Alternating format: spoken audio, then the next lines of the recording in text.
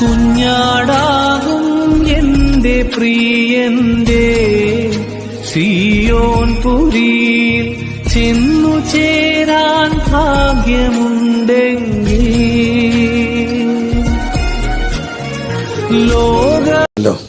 ആദിയില് ദൈവം, ആദിയിൽ ദൈവത്തിൻ്റെ വചനം. 3 ദൈവത്തിൻ്റെ പരിശുദ്ധാത്മാവ്.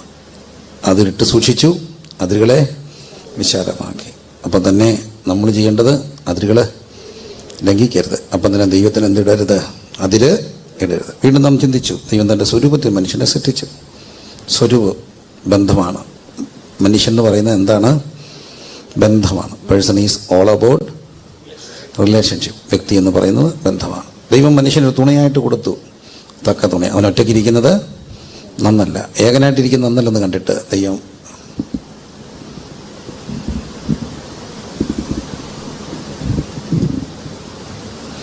ഏകനായിരിക്കുന്ന നന്നല്ലെന്ന് കണ്ടിട്ട് ദൈവം തക്കതായ ഒരു തുണയെ കൊടുത്തു. അവനൊരു ഉറക്കം കൊടുത്തു. അപ്പം നമ്മളോട് കണ്ടു, ദൈവം ആദമിന് ആരെ കൊടുത്തു? ഹവ്വയെ കൊടുത്തു. ആദം എടുത്തോ കൊടുത്തോ? ആദം എടുത്തോ കൊടുത്തോ? കൊടുത്തു. അപ്പോൾ നമ്മളോട് അവിടെ ഒരു ദൂതുണ്ട്, ഒരിക്കലും പോയി എന്ത് ചെയ്യരുത്, എടുക്കരുത്. ദൈവം തരാൻ വേണ്ടി കാത്തിരിക്കണം, പോയി എടുക്കരുത്. എടുത്താൽ തെറ്റാണെന്ന് നമുക്ക് പറയാനൊക്കത്തില്ല. പക്ഷെ ഒരു കാര്യം എപ്പോഴും ഓർക്കപ്പെടണം, നമ്മുടെ ചോയ്സുകൾ തെറ്റാം, പക്ഷേ തമ്പുരാൻ തന്ന തെറ്റത്തില്ല. ഈ പ്രേമവിവാഹത്തിന് നമുക്കിപ്പം പ്രേമിക്കരുതെന്നും പറയാൻ നോക്കത്തില്ല, പ്രേമം തോന്നത്തരുതെന്നും പറയാനൊക്കത്തില്ല. ഞാൻ പലപ്പോഴും പിള്ളേരോടൊക്കെ പറയുന്ന കാര്യമുണ്ട്, ഒരിക്കൽ പോലും ഒരു പ്രേമം ഒന്നും തോന്നിയിട്ടില്ലെങ്കിൽ ആശുപത്രി കൊണ്ടുപോകണം. ഒന്നും തോന്നാത്ത പിള്ളേരെ പിടിച്ച് ദൈവത്തെ ഓർത്ത് കെട്ടിക്കരുത്. ഇടയ്ക്കൊരു പെങ്കൊച്ചിൻ്റെ കല്യാണം കഴിഞ്ഞപ്പോൾ അവൾ ഭർത്താവിനോട് പറഞ്ഞു, ഞാൻ ക്രിസ്തു എന്ന ഏക പുരുഷനെ നിർമ്മല കന്യക എന്നെ തുടരുമെന്ന് പറഞ്ഞു. അപ്പം അങ്ങനെ ഒന്നും തോന്നാത്തവരെ പിടിച്ച് കെട്ടിക്കരുത്, വെറുതെ കൊച്ചുങ്ങളെ വലയ്ക്കരുത്. പക്ഷേ അവിടെ എല്ലാം നമ്മൾ ഓർക്കപ്പെടേണ്ട ഒരു കാര്യമുണ്ട്. നമ്മൾ ഈ പിള്ളേർ പ്രേമിച്ചൊക്കെ വീട്ടിൽ നിന്നൊക്കെ ഇറങ്ങിപ്പോയി കെട്ടിയാലേ എന്തെങ്കിലും പ്രശ്നം വരുമ്പോൾ അവരനുഭവിക്കുന്ന ഒരു കുഴപ്പമുണ്ട്. ആരോട് പറയാൻ മടിയാ? വീട്ടുകാരോട്. അപ്പോൾ അവർ പറയും, നീയായിട്ട് എന്ത് ചെയ്താ? ഞാൻ എല്ലാ മക്കളോടും പറയുന്ന ഒരു കാര്യമുണ്ട്, കല്യാണത്തിന് മുമ്പ് ഒരു 21 7 അങ്ങ് ഉപവസിക്കണം. 21 ഇരുന്നാലും കുഴപ്പമൊന്നുമില്ല. ഏതായാലും ഒരു കാര്യം ഉറപ്പാണ്, കുറച്ച് കഴിഞ്ഞാൽ പിന്നെ ഉപവസിക്കാൻ ഒക്കത്തില്ല. ഉപവസിച്ചാലും ഇല്ലെങ്കിലും ഒരു 40-50 ഒക്കെ ആയാൽ BP ഒരു മരുന്നോ അല്ല പിന്നെ അതുപോലെ വിഗറസായിട്ട് എക്സസൈസൊക്കെ ചെയ്യുകയും സ്റ്റാർച്ച് കുറച്ച് ചില പ്രോട്ടീൻ കൂട്ടി അപ്പം കിഡ്നി അടിച്ചു പോയി എന്താ വേണ്ട എന്തോ ചെയ്താലും സൈഡ് എഫക്റ്റ് ഉണ്ട്. അങ്ങനെ ഈ കീറ്റോ ചെയ്ത ഒത്തിരി പേർക്ക് കിഡ്നിക്ക് പ്രശ്നമുണ്ടായി. അവരെല്ലാം ഫാറ്റ് ഒട്ടും അല്ല അന്നജം സ്റ്റാർച്ച് ഒട്ടും ഇല്ലാതെ പ്രോട്ടീനും ഫാറ്റും തന്നെ കഴിച്ച് അതും പ്രശ്നമാണ്. ഈ മനുഷ്യർക്ക് എല്ലാം വേണം, സമ്മിശ്രമായിട്ടെല്ലാം വേണം. അതുകൊണ്ടാണ് ദൈവം കാക്കയ്ക്ക് ഏലിയാവിന് എന്തോ കൊടുത്തു? അപ്പത്തിനകത്ത് എന്തോ ഉണ്ട്? കാർബോ ഉണ്ട് അല്ലേ? ഇറച്ചിക്കകത്ത് എന്തോ ഉണ്ട്? പ്രോട്ടീനുണ്ട്. അപ്പം കാർബോയും കൊടുത്തു, പ്രോട്ടീനും കൊടുത്തു. പക്ഷേ എത്ര നേരമാണ് കൊടുത്തേ? 2 നേരം കൊടുത്തു. 2 ടൈം മീൽ മതി, അത്രയും മതി. അതുകൊണ്ടെങ്കിലും മനുഷ്യരെ ജീവിച്ചൊക്കെ പോവും. ഭക്ഷണങ്ങൾ ഒത്തിരി നാളായിട്ട് 1 നേരമാണ് കഴിക്കുന്നത്. 1 നേരം മതി, 2 നേരം മാക്സിമം മതി എന്നുള്ളതാണ്. വിശന്നിട്ട് വേണം കഴിക്കാൻ. അപ്പം ഇതെന്തോ ചെയ്താലും അതിൻ്റെ സൈഡ് എഫക്റ്റൊക്കെ എന്ത് ചെയ്യാം? ഉണ്ടാക്കാം. ഞാൻ പറഞ്ഞു വന്ന താല്പര്യം, ഉപവസിച്ചാലും ഉപവസിച്ചില്ലെങ്കിലും നാളുകളിൽ എന്തെങ്കിലുമൊക്കെ പ്രശ്നം. അപ്പോൾ ഉപവസിക്കാവുന്ന പ്രായത്തിൽ എന്ത് ചെയ്യണം? ഉപവസിക്കണം. ഒരു 21 ഒരു 40 ഒക്കെ അങ്ങിരിക്കണം. എന്നിട്ട് കെട്ടണം. എന്തെങ്കിലും പ്രശ്നം വന്നാൽ കത്താണ്ട് പറയണം, ഞാൻ 21 ഇരുന്ന് ദൈവം തന്നതിനെ കെട്ടിയതാണ്, മര്യാദയ്ക്ക് വേണമെങ്കിൽ ശരിയാക്കാൻ പറയും. തമ്പുരാൻ ഇറങ്ങി വന്ന് അവനെ ഓട്ടച്ച് ശരിയാക്കി തരും, അല്ലെ അവളെ ശരിയാക്കി തരും. കാരണം ആര് തന്ന? ദൈവം തന്ന. റെസ്പോൺസിബിലിറ്റി ആരുടേതാകും? ദൈവത്തിൻ്റെ ആകും. അപ്പം എടുക്കുന്നതിനും നല്ലത് ദൈവം തരുന്നത് സ്വീകരിക്കുന്നതാണ്. അങ്ങനെ ഇവരെ സ്വീകരിച്ചു. അപ്പം ദൈവം പറഞ്ഞു, പുരുഷന് അപ്പനെയും അമ്മയും വിട്ട് ഭാര്യയോട് പറ്റിച്ചേരും, ഇരുവരും ഒരു ദേഹമായി തീരും. അവിടെയാണ് ആ മർമ്മം നമ്മൾ കണ്ടത്. ഓർമ്മയുണ്ടല്ലോ? കണ്ടു. അത് 2-ാം അധ്യായത്തിലാണ്. 2-ാം അധ്യായത്തിൻ്റെ 25-ാമത്തെ വാക്യം. ഉൽപ്പത്തി പുസ്തകം 2:25.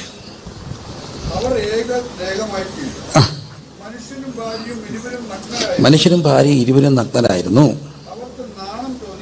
അയ്യോ, വലിയൊരു കാര്യം. അവരിരുവരും എന്തായിരുന്നു? നഗ്നരായിരുന്നു. അവർക്ക് എന്ത് തോന്നിയില്ല? നാണം തോന്നിയില്ല. പക്ഷേ 3-ാം അധ്യായത്തിൽ അവർക്കുണ്ടായ ഏറ്റവും വലിയ പ്രശ്നം, അവർക്ക് എന്ത് തോന്നി? നാണം തോന്നി. അതിൻ്റെ നാണം ഇല്ലായിരുന്നു, നാണം തോന്നി. ഷിഫ്റ്റ് ചേഞ്ചാണ്. പാപത്തിന് മുമ്പ് അവർക്ക് നാണമില്ലായിരുന്നു, പാപത്തിന് ശേഷം എന്ത് തോന്നി? നാണം തോന്നി. അതെങ്ങനെ ഉണ്ടായേ? നമ്മൾ പറയും തേജസ്സിൻ്റെ വസ്ത്രമാണ് അത് പോയതാണെന്നൊക്കെ പറഞ്ഞാൽ പോലും അതെല്ലാം സത്യങ്ങളാണ്. പക്ഷേ ഇവിടെ ഞാൻ കണ്ട ഒരു ചെറിയൊരു കാര്യം കൂടെ ഒന്ന് കോംപ്ലിമെൻ്റ് ചെയ്യട്ടെ. ഇരുവരും നഗ്നരായിരുന്നു. ആര് രണ്ടും? ആദവും ഹവ്വയും നഗ്നരായിരുന്നു. ഈ നഗ്നത എന്ന് പറയുന്നത് മോശപ്പെട്ട ഒരു കാര്യമല്ല, നൈർമല്യമാണ് നഗ്നത. ഒരു ശൈശവത്തിൻ്റെ നൈർമല്യമാണ് നഗ്നത. കൊച്ചു കുഞ്ഞുങ്ങൾ നഗ്നരായിട്ട് നടക്കാറുണ്ട്, പ്രത്യേകിച്ച് നമ്മുടെ നാട്ടിലൊക്കെ, തേർഡ് വേൾഡ് കൺട്രീസിലൊക്കെ. പക്ഷേ വിദേശ രാജ്യങ്ങളിലൊക്കെ അത് കുറവാണ്. അവരെപ്പോഴും ഡയപ്പർ കെട്ടിച്ചുകൊണ്ട് നടക്കും. അവർക്ക് ഡയപ്പർ മേടിക്കാൻ കാശുണ്ട്. ഡയപ്പർ മേടിക്കാൻ കാശില്ലാത്തവരെന്തോ ചെയ്യും? ബൈ ദ വേ, ഡയപ്പർ എന്ന് പറയുമ്പോൾ ഞാൻ ഒരു കാര്യം പറയാറുണ്ട്. ഈ every family has A bracket period. എല്ലാ കുടുംബത്തിനും ഒരു ചെറിയ ബ്രാക്കറ്റ് പീരീഡ് ഉണ്ട്. ഇപ്പോൾ ഈ പിള്ളേരൊന്നും കല്യാണം കഴിക്കാൻ താമസിക്കുകയാണ്. 30 വയസ്സ് 35 വയസ്സ്. ഇപ്പോൾ ഇവരോട് ഈ കെട്ടുണ്ടെന്ന് പറഞ്ഞാൽ അവർ പറയും കെട്ടെന്ന് പറഞ്ഞാൽ ഇവർ പറയുന്നൊരു കാര്യമുണ്ട്, സെറ്റിലായിട്ട് എന്ത് ചെയ്യണം, എല്ലാം ഒന്ന് സെറ്റിലായി, ജോലിയൊക്കെ കിട്ടി എല്ലാം സെറ്റിലായിട്ട് വേണം എന്ത് ചെയ്യാൻ, കെട്ടാൻ. സെറ്റിലായി കെട്ടിയ ഒരാളുടെ പേര് പറയോ? മക്കളെ, ഈ സെറ്റിലായി ഒന്നും കെട്ട് കിടക്കത്തില്ല. കാരണം സങ്കീർത്തനം 127 പറയുന്നു, വീരൻ്റെ കയ്യിലെ അസ്ത്രങ്ങൾ എങ്ങനെയോ അങ്ങനെയാകുന്നു യൗവനത്തിലെ മക്കൾ. യൗവനത്തിൽ മക്കളുണ്ടാകണമെങ്കിൽ എപ്പം കല്യാണം കഴിക്കണം? യൗവനത്തിൽ മക്കളുണ്ടാകണമെങ്കിൽ എപ്പം കെട്ടണം? യൗവനത്തിൽ കെട്ടണം. മുതുക്ക് പിടിച്ചിട്ട് കെട്ടരുത്. 30-35 ഇങ്ങനെ നോക്കിയിരിക്കരുത്. പിന്നെ അവർക്ക് ഓവർ സിസ്റ്റ്, ഇവന് കൗണ്ട് കുറവ്, ലൈഫ് ലൈനിൽ കൊണ്ട് 2 ലക്ഷം രൂപയും മുടക്കി കൊച്ചിനെ മേടിക്കല്ലേ. മര്യാദയ്ക്ക് എല്ലാത്തിനും നേരത്തെ കെട്ടിച്ചു വിടണം. ഒരു 26-27 ആകുമ്പോളെ കെട്ടി ഒരു 28 പിള്ളേർ, 30-ന് മുമ്പ് 2 പിള്ളേരെങ്കിലും കാണണം. എല്ലാത്തിനും നേരത്തെ കെട്ടിക്കണം. സെറ്റിലൊക്കെ അങ്ങ് ആയിക്കോളും. ഈ കേരളപുര ഐതിഹ്യമാലയിലൊരു സംഭവമുണ്ട്. ഒരമ്മ പെറ്റ എത്ര മക്കളാ? 12 മക്കളെ. 12 മക്കളെ പെറ്റ ഒരമ്മയെ, നിൻ്റെ മക്കളിൽ ഞാനാണ് അനാഥൻ, നാരായണത്ത് ഭ്രാന്തൻ. 12 മക്കളാണ്. 12 മക്കളെ പെറ്റമ്മ വരരുചി ഇങ്ങനെ പോകുമ്പോൾ ഓരോ മക്കളും പെറുമ്പം വരരുചി ഭാജിയോട് ചോദിക്കും, എന്തോ ഉണ്ടോ? കേട്ടുണ്ടോ? എന്തോ ഉണ്ടോ? വായുണ്ടോ എന്ന് ചോദിക്കും. ആ വായുണ്ടെ കളഞ്ഞേക്കാൻ പറയും. വാ കീറിയവൻ ഇരയെ കൊടുക്കും. ഏറ്റവും ഒടുവിലത്തെ ഒരു കുഞ്ഞ് വന്നപ്പം കളയാൻ മടിയായതുകൊണ്ട് അമ്മ പറഞ്ഞു വായില്ലെന്ന് പറഞ്ഞു. കേരള ഐതിഹ്യമാലൊരു സംഭവമുണ്ട്. ആ കുഞ്ഞിന് എന്തില്ലായിരുന്നു? വായില്ലായിരുന്നു. ആ കുഞ്ഞിൻ്റെ പേരിലൊരു പ്രതിഷ്ഠയൊക്കെ ഉണ്ട്, വായില്ല കുന്നിലപ്പൻ. വായില്ലാത്തൊരു കുഞ്ഞ് അപ്പൻ, വായില്ല കുന്നിലപ്പൻ, അങ്ങനൊരു പിന്നത്തെ ഇതിലൊരു പ്രതിഷ്ഠയൊക്കെ ഉണ്ട്. എനിവേ, അതൊരു ഐതിഹ്യമാണ്. അതിനൊത്തിരി സാമൂഹ്യമായ മാനങ്ങളുണ്ട്. എന്ന് പറഞ്ഞാൽ ജാതി വ്യവസ്ഥത കൊടുമ്പിരി കൊണ്ടപ്പോഴാണ് ഇങ്ങനെയൊരു കഥയൊക്കെ ഉണ്ടായത്.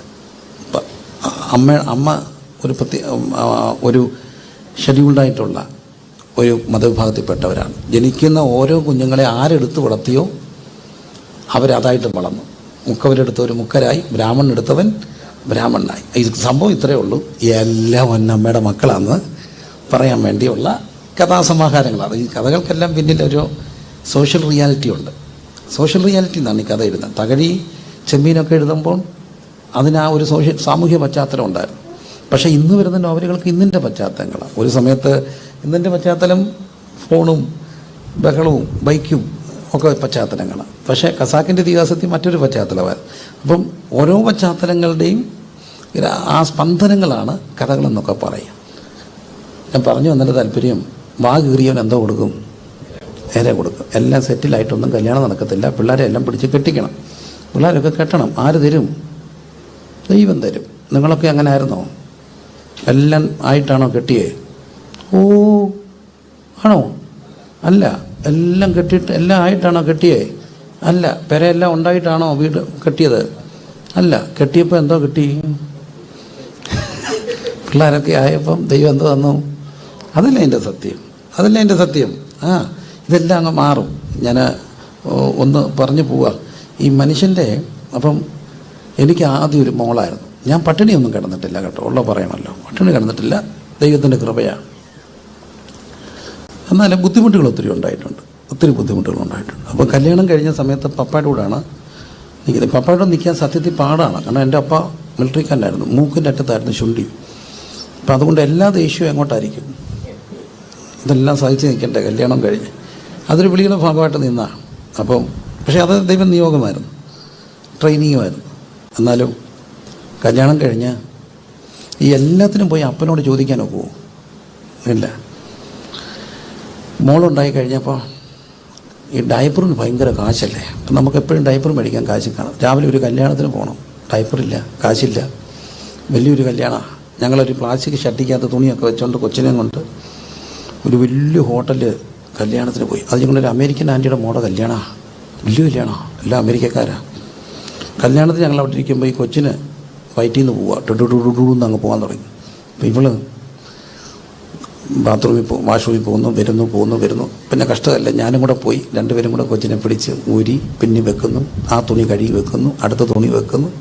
ഇങ്ങനെ 2-3 വട്ടം പോയി വന്നപ്പോൾ ഞങ്ങളുടെ ഒരു ആൻറ്റി ഇത് കണ്ടു, ഞങ്ങളുടെ അമേരിക്കൻ ആൻറ്റി ഒരൊറ്റ ചാട്ടം എൻ്റെ അമ്മയോട്. ഇന്നത്തെ കാലത്ത് വല്ലൊരു പ്ലാസ്റ്റിക് ഷട്ടിക്കകത്ത് തുണിയും വെച്ചുകൊണ്ട് നാണക്കേട്, ഒരു ഡയപ്പർ മേടിച്ചില്ല. അയ്യോ, എൻ്റെ അമ്മ അവിടെ നിന്നുകൊണ്ട് അങ്ങ് തുടങ്ങി. എല്ലാ അമ്മയും അങ്ങനെയൊക്കെയാണ്. ഈ അമ്മ എങ്ങനെ അമ്മായിമ്മയാണെന്നറിയാമോ? ലളിതമാണ്. എൻ്റെ അമ്മ പറഞ്ഞു, അയ്യോ എന്നോട് ചോദിച്ചാൽ ഞാൻ കൊടുക്കത്തില്ലയോ, പക്ഷെ അവർ ചോദിക്കുമോ, അവരെണ്ണം കൂടെ അല്ലയോ, അത്രയും പറഞ്ഞാൽ മതി. ഈസിയാണ്. ആരെ അമ്മായിമ്മയാകും. സത്യമായിട്ട് മക്കളെ, ഒരു അമ്മയ്ക്ക് ഒരു മോനും ഒരു മോളും. ഇത് എന്നോട് സത്യമായിട്ടും പറഞ്ഞ കാര്യമാണ്. ആ മോടെ കല്യാണം കഴിഞ്ഞപ്പോൾ ഈ അമ്മ എന്നോട് പറയുക, എൻ്റെ മോനെ അവൾക്കൊന്നും അറിയത്തില്ല, ഇതൊക്കാരും അറിയത്തില്ല, എനിക്കറിയത്തില്ല, ഇവിടെ ഇങ്ങനെ വളർന്നല്ലയോ. അവനാണ് എല്ലാം അറിയാം കേട്ടോ. അവൻ കഞ്ഞി വെച്ച് കൊടുക്കും, കാപ്പി അനത്തി കൊടുക്കും, തുണി കഴുകി കൊടുക്കും, എന്ന് വേണ്ട അവനെല്ലാം ചെയ്യും. എൻ്റെ മോള് ഭാഗ്യവതിയാകാം, നല്ല ചെറുക്കനാ, എല്ലാം വെച്ചൊക്കെ കൊടുക്കും, ഭാഗ്യമതി. അത് കഴിഞ്ഞപ്പോൾ എൻ്റെ അച്ഛൻ മോൻ കെട്ടി. അല്ല, അപ്പം അവൻ ഈ അടുക്കള കയറും, കൂട്ടത്തിൽ നിൽക്കും, തുണി അലക്കുന്നിടത്ത് ഒലച്ച് കൊടുക്കും. എന്നോട് പറയുക, എൻ്റെ മോനെ പോലൊരു പെൺകോന്തൻ.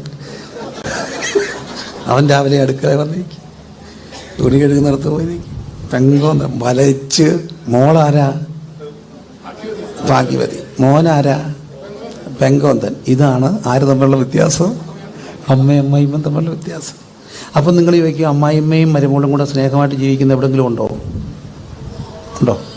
എവിടെ? നമ്മുടെ വീട്ടിലുണ്ടായിരുന്നോ? സ്നേഹമായിരുന്നോ?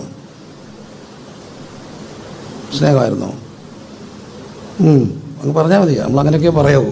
സ്നേഹത്തിൽ സത്യം സംസാരിക്കുക. ഒറ്റയിടത്താണ് ബൈബിളിൽ അങ്ങനെ സ്നേഹമായിട്ട് കണ്ടിരുന്നത്. ആരാ? രൂത്തും. അതെന്തുകൊണ്ടാണ് സ്നേഹമായിട്ട് ജീവിച്ചേ? അവിടെ ആണെന്ന് പറയുന്ന വർഗ്ഗം ഇല്ലായിരുന്നു.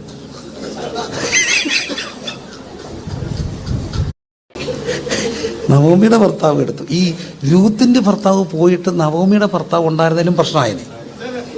എന്നാന്ന് ചോദിച്ചാൽ, ഈ അമ്മായിപ്പം ചെന്നിട്ട് ഈ വിധവയായി മരുമോൾ എടുക്ക ചെന്നിട്ട്, മോളെ നീ കഴിച്ചോടി, മോളെ നീ അങ്ങ് ക്ഷീണിച്ചല്ലോടി എന്ന് പറഞ്ഞാൽ എന്നെ നോക്കാൻ നേരമില്ല. അയാള് ആര് പറഞ്ഞേനെ?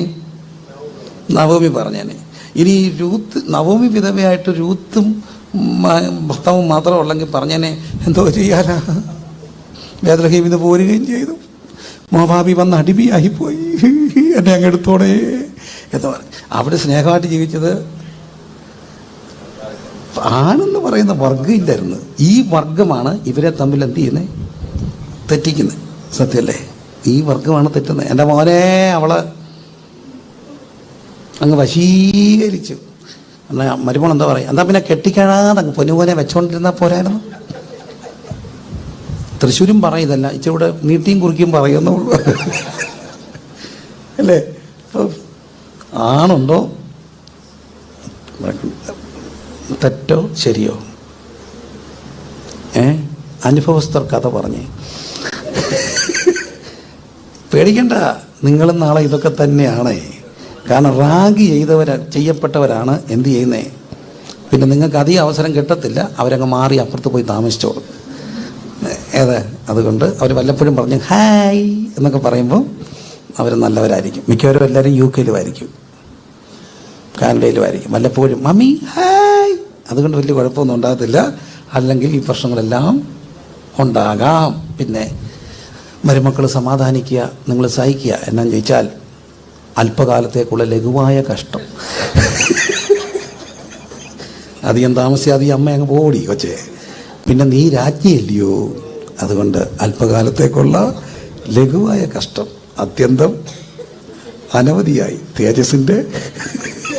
അതുകൊണ്ട് ഈ സഹനം സന്തോഷത്തോടെ കുറച്ച് നാളത്തേക്കിനുള്ളൂ, പേടിക്കേണ്ട കേട്ടോ. ഒരു 5-8 വർഷം അവരങ്ങ് പൊക്കോളും. അവർക്കിപ്പം തന്നെ ഡയബറ്റിക്കും കൊളസ്ട്രോളും ഒക്കെ അല്ലേ, അവരങ്ങ് പൊക്കോളും. നീ സമാധാനമായിട്ടിരിക്കുക, നിങ്ങളുടെ ഇഷ്ടത്തിലെല്ലാം ചെയ്യുക, അവരോടെല്ലാത്തിനും അഭിപ്രായം ചോദിക്കുക. അവരെല്ലാം പറയും, പക്ഷെ അതൊന്നും കേൾക്കണ്ട, നിങ്ങളുടെ ഇഷ്ടത്തിൽ തന്നെ ചെയ്യുക, തിരിച്ചു പറയാതിരിക്കുക. ഏറ്റവും നല്ല വഴിയാണ്. അമ്മച്ചി എന്തോ പറഞ്ഞാലും അത് കേട്ടോണം. ശരി അമ്മച്ചി എന്ന് പറയണം, നിങ്ങൾക്ക് ഇഷ്ടമല്ല പോലെ ചെയ്താൽ മതി. പക്ഷെ ഒന്നും എന്ത് ചെയ്യരുത്, തിരിച്ച് പറയാം. എല്ലാം കേൾക്കുക, ഒറ്റ അക്ഷരം തിരിച്ച് പറയാതിരിക്കുക, നിങ്ങളുടെ ഇഷ്ടത്തിൽ ജീവിക്കുക. അതൊക്കെ ഒക്കത്തുള്ളൂ. അല്ലാതെ ഇപ്പം എന്ത് ചെയ്യാനൊക്കെ. ഏതായാലും തായ്പൂർ പറഞ്ഞപ്പോഴാണ്. അപ്പോൾ ഇതെല്ലാം കൂടെ ആയപ്പോൾ നാണക്കേടും അമ്മയുടെ വർത്താനം കൂടെ ആയപ്പോൾ എൻ്റെ ഭാര്യ എൻ്റെ ചെവി പറഞ്ഞു, ഇനി ഒരു കൊച്ചു വേണമെങ്കിൽ തന്തയ്ക്കെന്ന് ഡയപ്പർ മേടിക്കാൻ കാശുണ്ടാകുന്നു. അന്ന് കൊച്ചു മതി. പക്ഷെ എന്തോ ചെയ്യാനാണ്, ഡയപ്പർ മേടിക്കാൻ കാശില്ല. എൻ്റെ പൊന്നു മക്കളെ, പിന്നെ മക്കളൊക്കെ ഉണ്ടായി. എന്നാലും 2000 ആ ഒരു വർഷങ്ങൾ കുറച്ച് കഴിഞ്ഞപ്പോൾ തൊട്ട് ഞാൻ വിദേശയാത്ര പോകാൻ തുടങ്ങി. ഞാൻ അഹങ്കാരം പറയുകയല്ല, വളരെ താണ് പറയുക. ഞാൻ കയ്യും കണക്കും ഇല്ലാതെ യാത്ര പോയി. ഒരാഴ്ചത്തേക്കിന് 2 ആഴ്ചത്തേക്കിന് ഇഷ്ടംപോലെ യാത്ര കോവിഡിന് മുമ്പ് പോയി. അന്ന് പിള്ളേർ കുഞ്ഞാ. പോയിട്ട് വരുമ്പോൾ എല്ലാവരും ചോദിക്കും, പാസ്റ്റങ്ങളെ വല്ലതും കൊണ്ടുപോകണ്ടേ, എന്താ കൊണ്ടുപോകണ്ടേ, എന്താ ഗിഫ്റ്റ് വേണ്ടേ? ഡയപ്പർ. ഞാൻ കൊണ്ടുവന്ന ഡയപ്പറിന് കയ്യും കണക്കില്ല. അത് കഴിഞ്ഞ് 2018 ഒരു വെള്ളപ്പൊക്കം വന്നു. വീട്ടിലായിരുന്നു ക്യാമ്പ്. 1 ലോഡ് ഡയപ്പറാണ് കൊണ്ടുത്തന്ന ഒരാൾ. റാന്നിക്കാർ മുഴുവൻ ഡയപ്പർ കൊണ്ടുപോയത് ഞങ്ങളുടെ വീട്ടിൽ നിന്ന്. അന്ന് എന്നോട് അവൾ പറഞ്ഞ ഡയപ്പർ ഉണ്ടാകുമ്പോൾ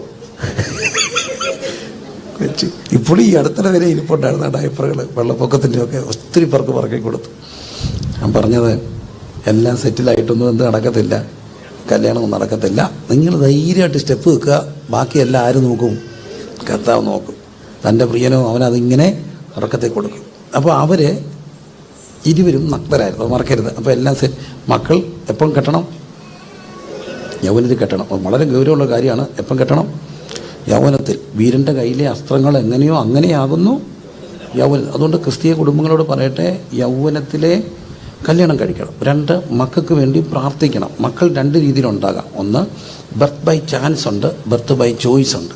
കുഞ്ഞുങ്ങളെ കൊണ്ട് പ്രതിഷ്ഠിച്ചല്ലോ, സമർപ്പിച്ചല്ലോ. ബർത്ത് ബൈ ചാൻസ് എന്താ? But men by birth by chance. കല്യാണം കഴിച്ചു, അങ്ങ് കൊച്ചുണ്ടായി പോയി, നമുക്ക് വേണ്ടായിരുന്നു ഇപ്പം, പക്ഷെ എന്തുണ്ടായി? കൊച്ചുണ്ടായി, അബദ്ധത്തി. അത് ബർത്ത് ബൈ ചാൻസാണ്. പക്ഷേ ക്രിസ്തീയ കുടുംബങ്ങളിൽ ബർത്ത് ബൈ ചാൻസ് അല്ല, എഴുതിയിട്ടാൽ നല്ലതാണ്. Birth by ചോയ്സാണ്. അന്നയ്ക്കൊരു കുഞ്ഞ് വേണം, അന്ന ചോയ്സായിരുന്നു. ദൈവസന്ധി പോയി നേർച്ച നേർന്ന് പ്രാർത്ഥിച്ചു, എനിക്കൊരു കുഞ്ഞിനെ വേണം. അങ്ങനെ ശമൂര് കിട്ടി. അതുകൊണ്ട് എന്തുണ്ടായി? ദാൻ മുതൽ ബേർശേബ വരെ വിശ്വസ്ത പ്രവാചകർ. അത് ബർത്ത് ബൈ ചാൻസ് ആയിരുന്നു, ബർത്ത് ബൈ ചോയ്സ് ആയിരുന്നു? Birth by choice. നമുക്ക് കുഞ്ഞുങ്ങളെ വേണം. കുഞ്ഞുങ്ങൾ എത്ര വേണം എന്നുള്ളത് കർത്താവ്. ഏതായാലും കുഞ്ഞുങ്ങളെ ശിശുക്കളെ എൻ്റെ അടുക്കൽ വരാൻ വിടുവിൻ, അവരെ എന്ത് ചെയ്യരുത്? തടയരുത്. ഒരു കുഞ്ഞ് ജനിച്ചില്ലെങ്കിൽ, കുഞ്ഞ് നമുക്കുണ്ടായി, വയറ്റ് വെച്ച് അത് അബോർട്ടായി പോയെന്ന് വെച്ചോ, സ്വാഭാവികമായ അബോർഷൻ. ആ കുഞ്ഞ് എവിടെ കാണും? നിത്യതയെ കാണുമോ? ഒരു കുഞ്ഞിൻ്റെ life must be honoured from it's beginning എന്നാണ്. കുഞ്ഞ് ഒരു 2 മാസമായാലും 2 വയസ്സായാലും ദൈവത്തിന് മുമ്പിൽ എങ്ങനെയാ? ഒരുപോലെ. അതുകൊണ്ടാണ് ഭ്രൂണഹത്യ പാപമാണ്. കുഞ്ഞുങ്ങളെ എൻ്റെ അടുക്കൽ വരാൻ വിടുക. ഓരോ കുഞ്ഞും ജനിച്ചെങ്കിൽ മാത്രമേ ആ കുഞ്ഞിന് എവിടെ പോകാനൊക്കത്തുള്ളൂ? നിത്യതയിൽ പോകാനൊക്കത്തുള്ളൂ. അപ്പോൾ ഒരു കുഞ്ഞിൻ്റെ ജന്മത്തെ നമ്മൾ തടഞ്ഞാൽ ആ കുഞ്ഞിൻ്റെ നിത്യതയെ നമ്മൾ എന്ത് ചെയ്യുക? തടയുക. അതുകൊണ്ട് മാതാപിതാക്കൾ ദൈവത്തിൻ്റെ സൃഷ്ടികർമ്മത്തിൽ പങ്കുചേരുമ്പോൾ ഓർക്കണം, നമുക്ക് കിട്ടുന്ന ബർത്ത് ബൈ ചാൻസ് അല്ല, ബർത്ത് ബൈ ചോയ്സാണ്. പ്രാർത്ഥിക്കണം. പ്രാർത്ഥിച്ചൊരുങ്ങി ഒരു കുഞ്ഞിന് വേണ്ടി ദൈവസന്ധി ഇടിവിൽ നിന്ന് പ്രാർത്ഥിക്കണം. എന്നിട്ട് കുഞ്ഞിനെ മേടിക്കണം. ആ കുഞ്ഞിനെ ആർക്ക് കൊടുക്കണം? ദൈവത്തിന് കൊടുക്കണം. അങ്ങനെ ദൈവത്തിൻ്റെ സൃഷ്ടികർമ്മത്തിൽ പങ്കുചേരുകയാണ് ഏറ്റവും വലിയൊരു ദൗത്യമാണ് ദാമ്പത്യത്തിൻ്റെ. നോക്കൂ, അവിടെ അവരിരുവരും ആരായിരുന്നു? നഗ്നരായിരുന്നു. അതൊന്ന് പറഞ്ഞ് നമുക്ക് മുമ്പോട്ട് പോകാം. നഗ്നരായിരുന്നു എന്നുള്ളതിന് ഞാൻ കാണുന്ന ഒരു കാര്യം, നൈർമല്യമാണ്, ശൈശവ നൈർമല്യമാണ്. എവിടെയൊന്നും വഴിമാറിപ്പോയത് ശൈശവത്തിൻ്റെ നൈർമല്യമാണ്. ഈ മറ, അവരിരുവരും നഗ്നരായിരുന്നു പറയുമ്പോൾ അവർക്ക് മറയ്ക്കാനൊന്നുമില്ലായിരുന്നു. ദാമ്പത്യത്തിൻ്റെ ഏറ്റവും വലിയ സുതാര്യത എന്ന് പറയുന്നത് പരസ്പരം എന്ത് ഇല്ലാതിരിക്കണം, ഒന്നും മറയ്ക്കാനില്ലായിരിക്കണം. മറയെന്ന് അവിടെ നഗ്നരെന്ന് ഉദ്ദേശിക്കുന്നത് 5.5 മീറ്ററിൻ്റെ സാരിയോ ഒരു ചുരിദാറോ ടീഷർട്ടോ ഒന്നും അല്ല. പരസ്പരം എന്തില്ലാതിരിക്കണം, മറയില്ലാതെ ജീവിക്കണം. എല്ലാവരും ഒന്ന് പറഞ്ഞ് എങ്ങനെ ജീവിക്കണം? മറയില്ലാതെ ജീവിക്കണം. യേശുക്രിസ്തു 33 വയസ്സിൽ മരിക്കുമ്പോൾ കാൽവറി കുരിശിൽ നമ്മുടെ നാഥൻ നഗ്നനായിരുന്നു. വിരിക്കപ്പെട്ട കരങ്ങളാൽ തൻ്റെ വസ്ത്രങ്ങൾ അവരഴിച്ചെടുത്തു. ആ ക്രൂശിൽ കിടന്നുകൊണ്ട് ക്രിസ്തു പറയുന്നൊരു കാര്യമുണ്ട്, എനിക്ക് നല്ല തിളയ്ക്കുന്ന യൗവന, പക്ഷെ മുഴു ലോകം എന്നെ നോക്കിക്കൂ, എനിക്ക് എന്തില്ല, മറയ്ക്കാൻ ഒന്നുമില്ല. മറകളില്ലാതെ ജീവിക്കണം. ദാമ്പത്യത്തിൻ്റെ ഏറ്റവും വലിയ അനുഗ്രഹം അതാണ്. ക്രിസ്തീയ ശുശ്രൂഷയുടെ അനുഗ്രഹം അതാണ്, മറയില്ലാതെ ജീവിക്കണം. എല്ലാവരും പറഞ്ഞ് എങ്ങനെ ജീവിക്കണം? മറയില്ലാതെ. ഇപ്പോൾ ഈ രാഷ്ട്രീയ കൊള്ളക്കളങ്ങളൊക്കെ എന്തുകൊണ്ടാണ് ഉണ്ടാകുക? ഒരു ദിവസം പുറത്തു വരുന്നു ഇത്ര കോടി രൂപയുടെ ഇത്ര രൂപ ബിനാമി ഇടപാട്, ഇതെല്ലാം കൊള്ളക്കം ഉണ്ടാക്കും. എന്തുള്ളത് കൊണ്ടാണ്? മറയുള്ളത് കൊണ്ട്. ഇടി പുറകെ വരും. മറയുണ്ടാ, പത്രക്കാർ കുത്തിപ്പൊക്കിയെടുക്കും, പിന്നെ അത് വാർത്തയാവും. ചിലപ്പം ഗവൺമെൻറ് പോലും എന്തു ചെയ്യും? താഴെ വീഴാനിടയാണ്. മറയില്ല ജീവിക്കും. ഒരു ഭാര്യയും ഭർത്താവും ഭയങ്കര സ്നേഹമായിരുന്നു മക്കളെ. ഞാൻ സാധാരണ പറയുന്ന ഒരു കഥയാണ്. വയനെ കിട്ടിയതാ. ഭയങ്കര സ്നേഹമായിരുന്നു. ചെറിയ സ്നേഹമല്ല, ഭയങ്കര സ്നേഹം. അങ്ങനെ ഇരിക്കുക, ചേച്ചിക്ക് ഒരു അസുഖം വന്നു. ആ ചേച്ചിയുടെ അടുത്ത് മാറാതെ ചേട്ടൻ ഇരിക്കുക. കൈയെല്ലാം തിരുമ്മി തൂത്തിരുന്നു. തൂത്തും തിരുമ്മിയിരുന്നു. കാണുന്നവർക്കെല്ലാം ഭയങ്കര സന്തോഷം. അവർ ചേട്ടനോട് പറഞ്ഞു, മാറിപ്പോയിട്ട് അവരുടെ ചേട്ടന്മാരോട് പറഞ്ഞു, കണ്ടുപഠിക്കടോ, കണ്ടുപഠിക്കുക, ഇങ്ങനെ വേണം ആണുങ്ങളായ. കണ്ടോ എന്തൊരു സ്നേഹം അങ്ങോട്ട് കൂടിയപ്പോൾ മരിക്കാറായി സഹോദരി ചേട്ടനോട് പറഞ്ഞു, ചേട്ടൻ വേറെ പെണ്ണ് കെട്ടണം. സാധാരണക്കാരാണ് എന്ത് പറയും? കെട്ടണം. കെട്ടി വരുന്ന ആ പെണ്ണിൻ്റെ കഴുത്തിൽ എൻ്റെ മാല ഉരിയിടണം. മോളെ നീ അങ്ങനെ പറയല്ലേ, എനിക്ക് ചിന്തിക്കാൻ പോലും വയ്യ. അവിടെ കാതയിൽ എൻ്റെ കമ്മൽ ഉരിയിടണം. അങ്ങനെ പറയല്ലടി.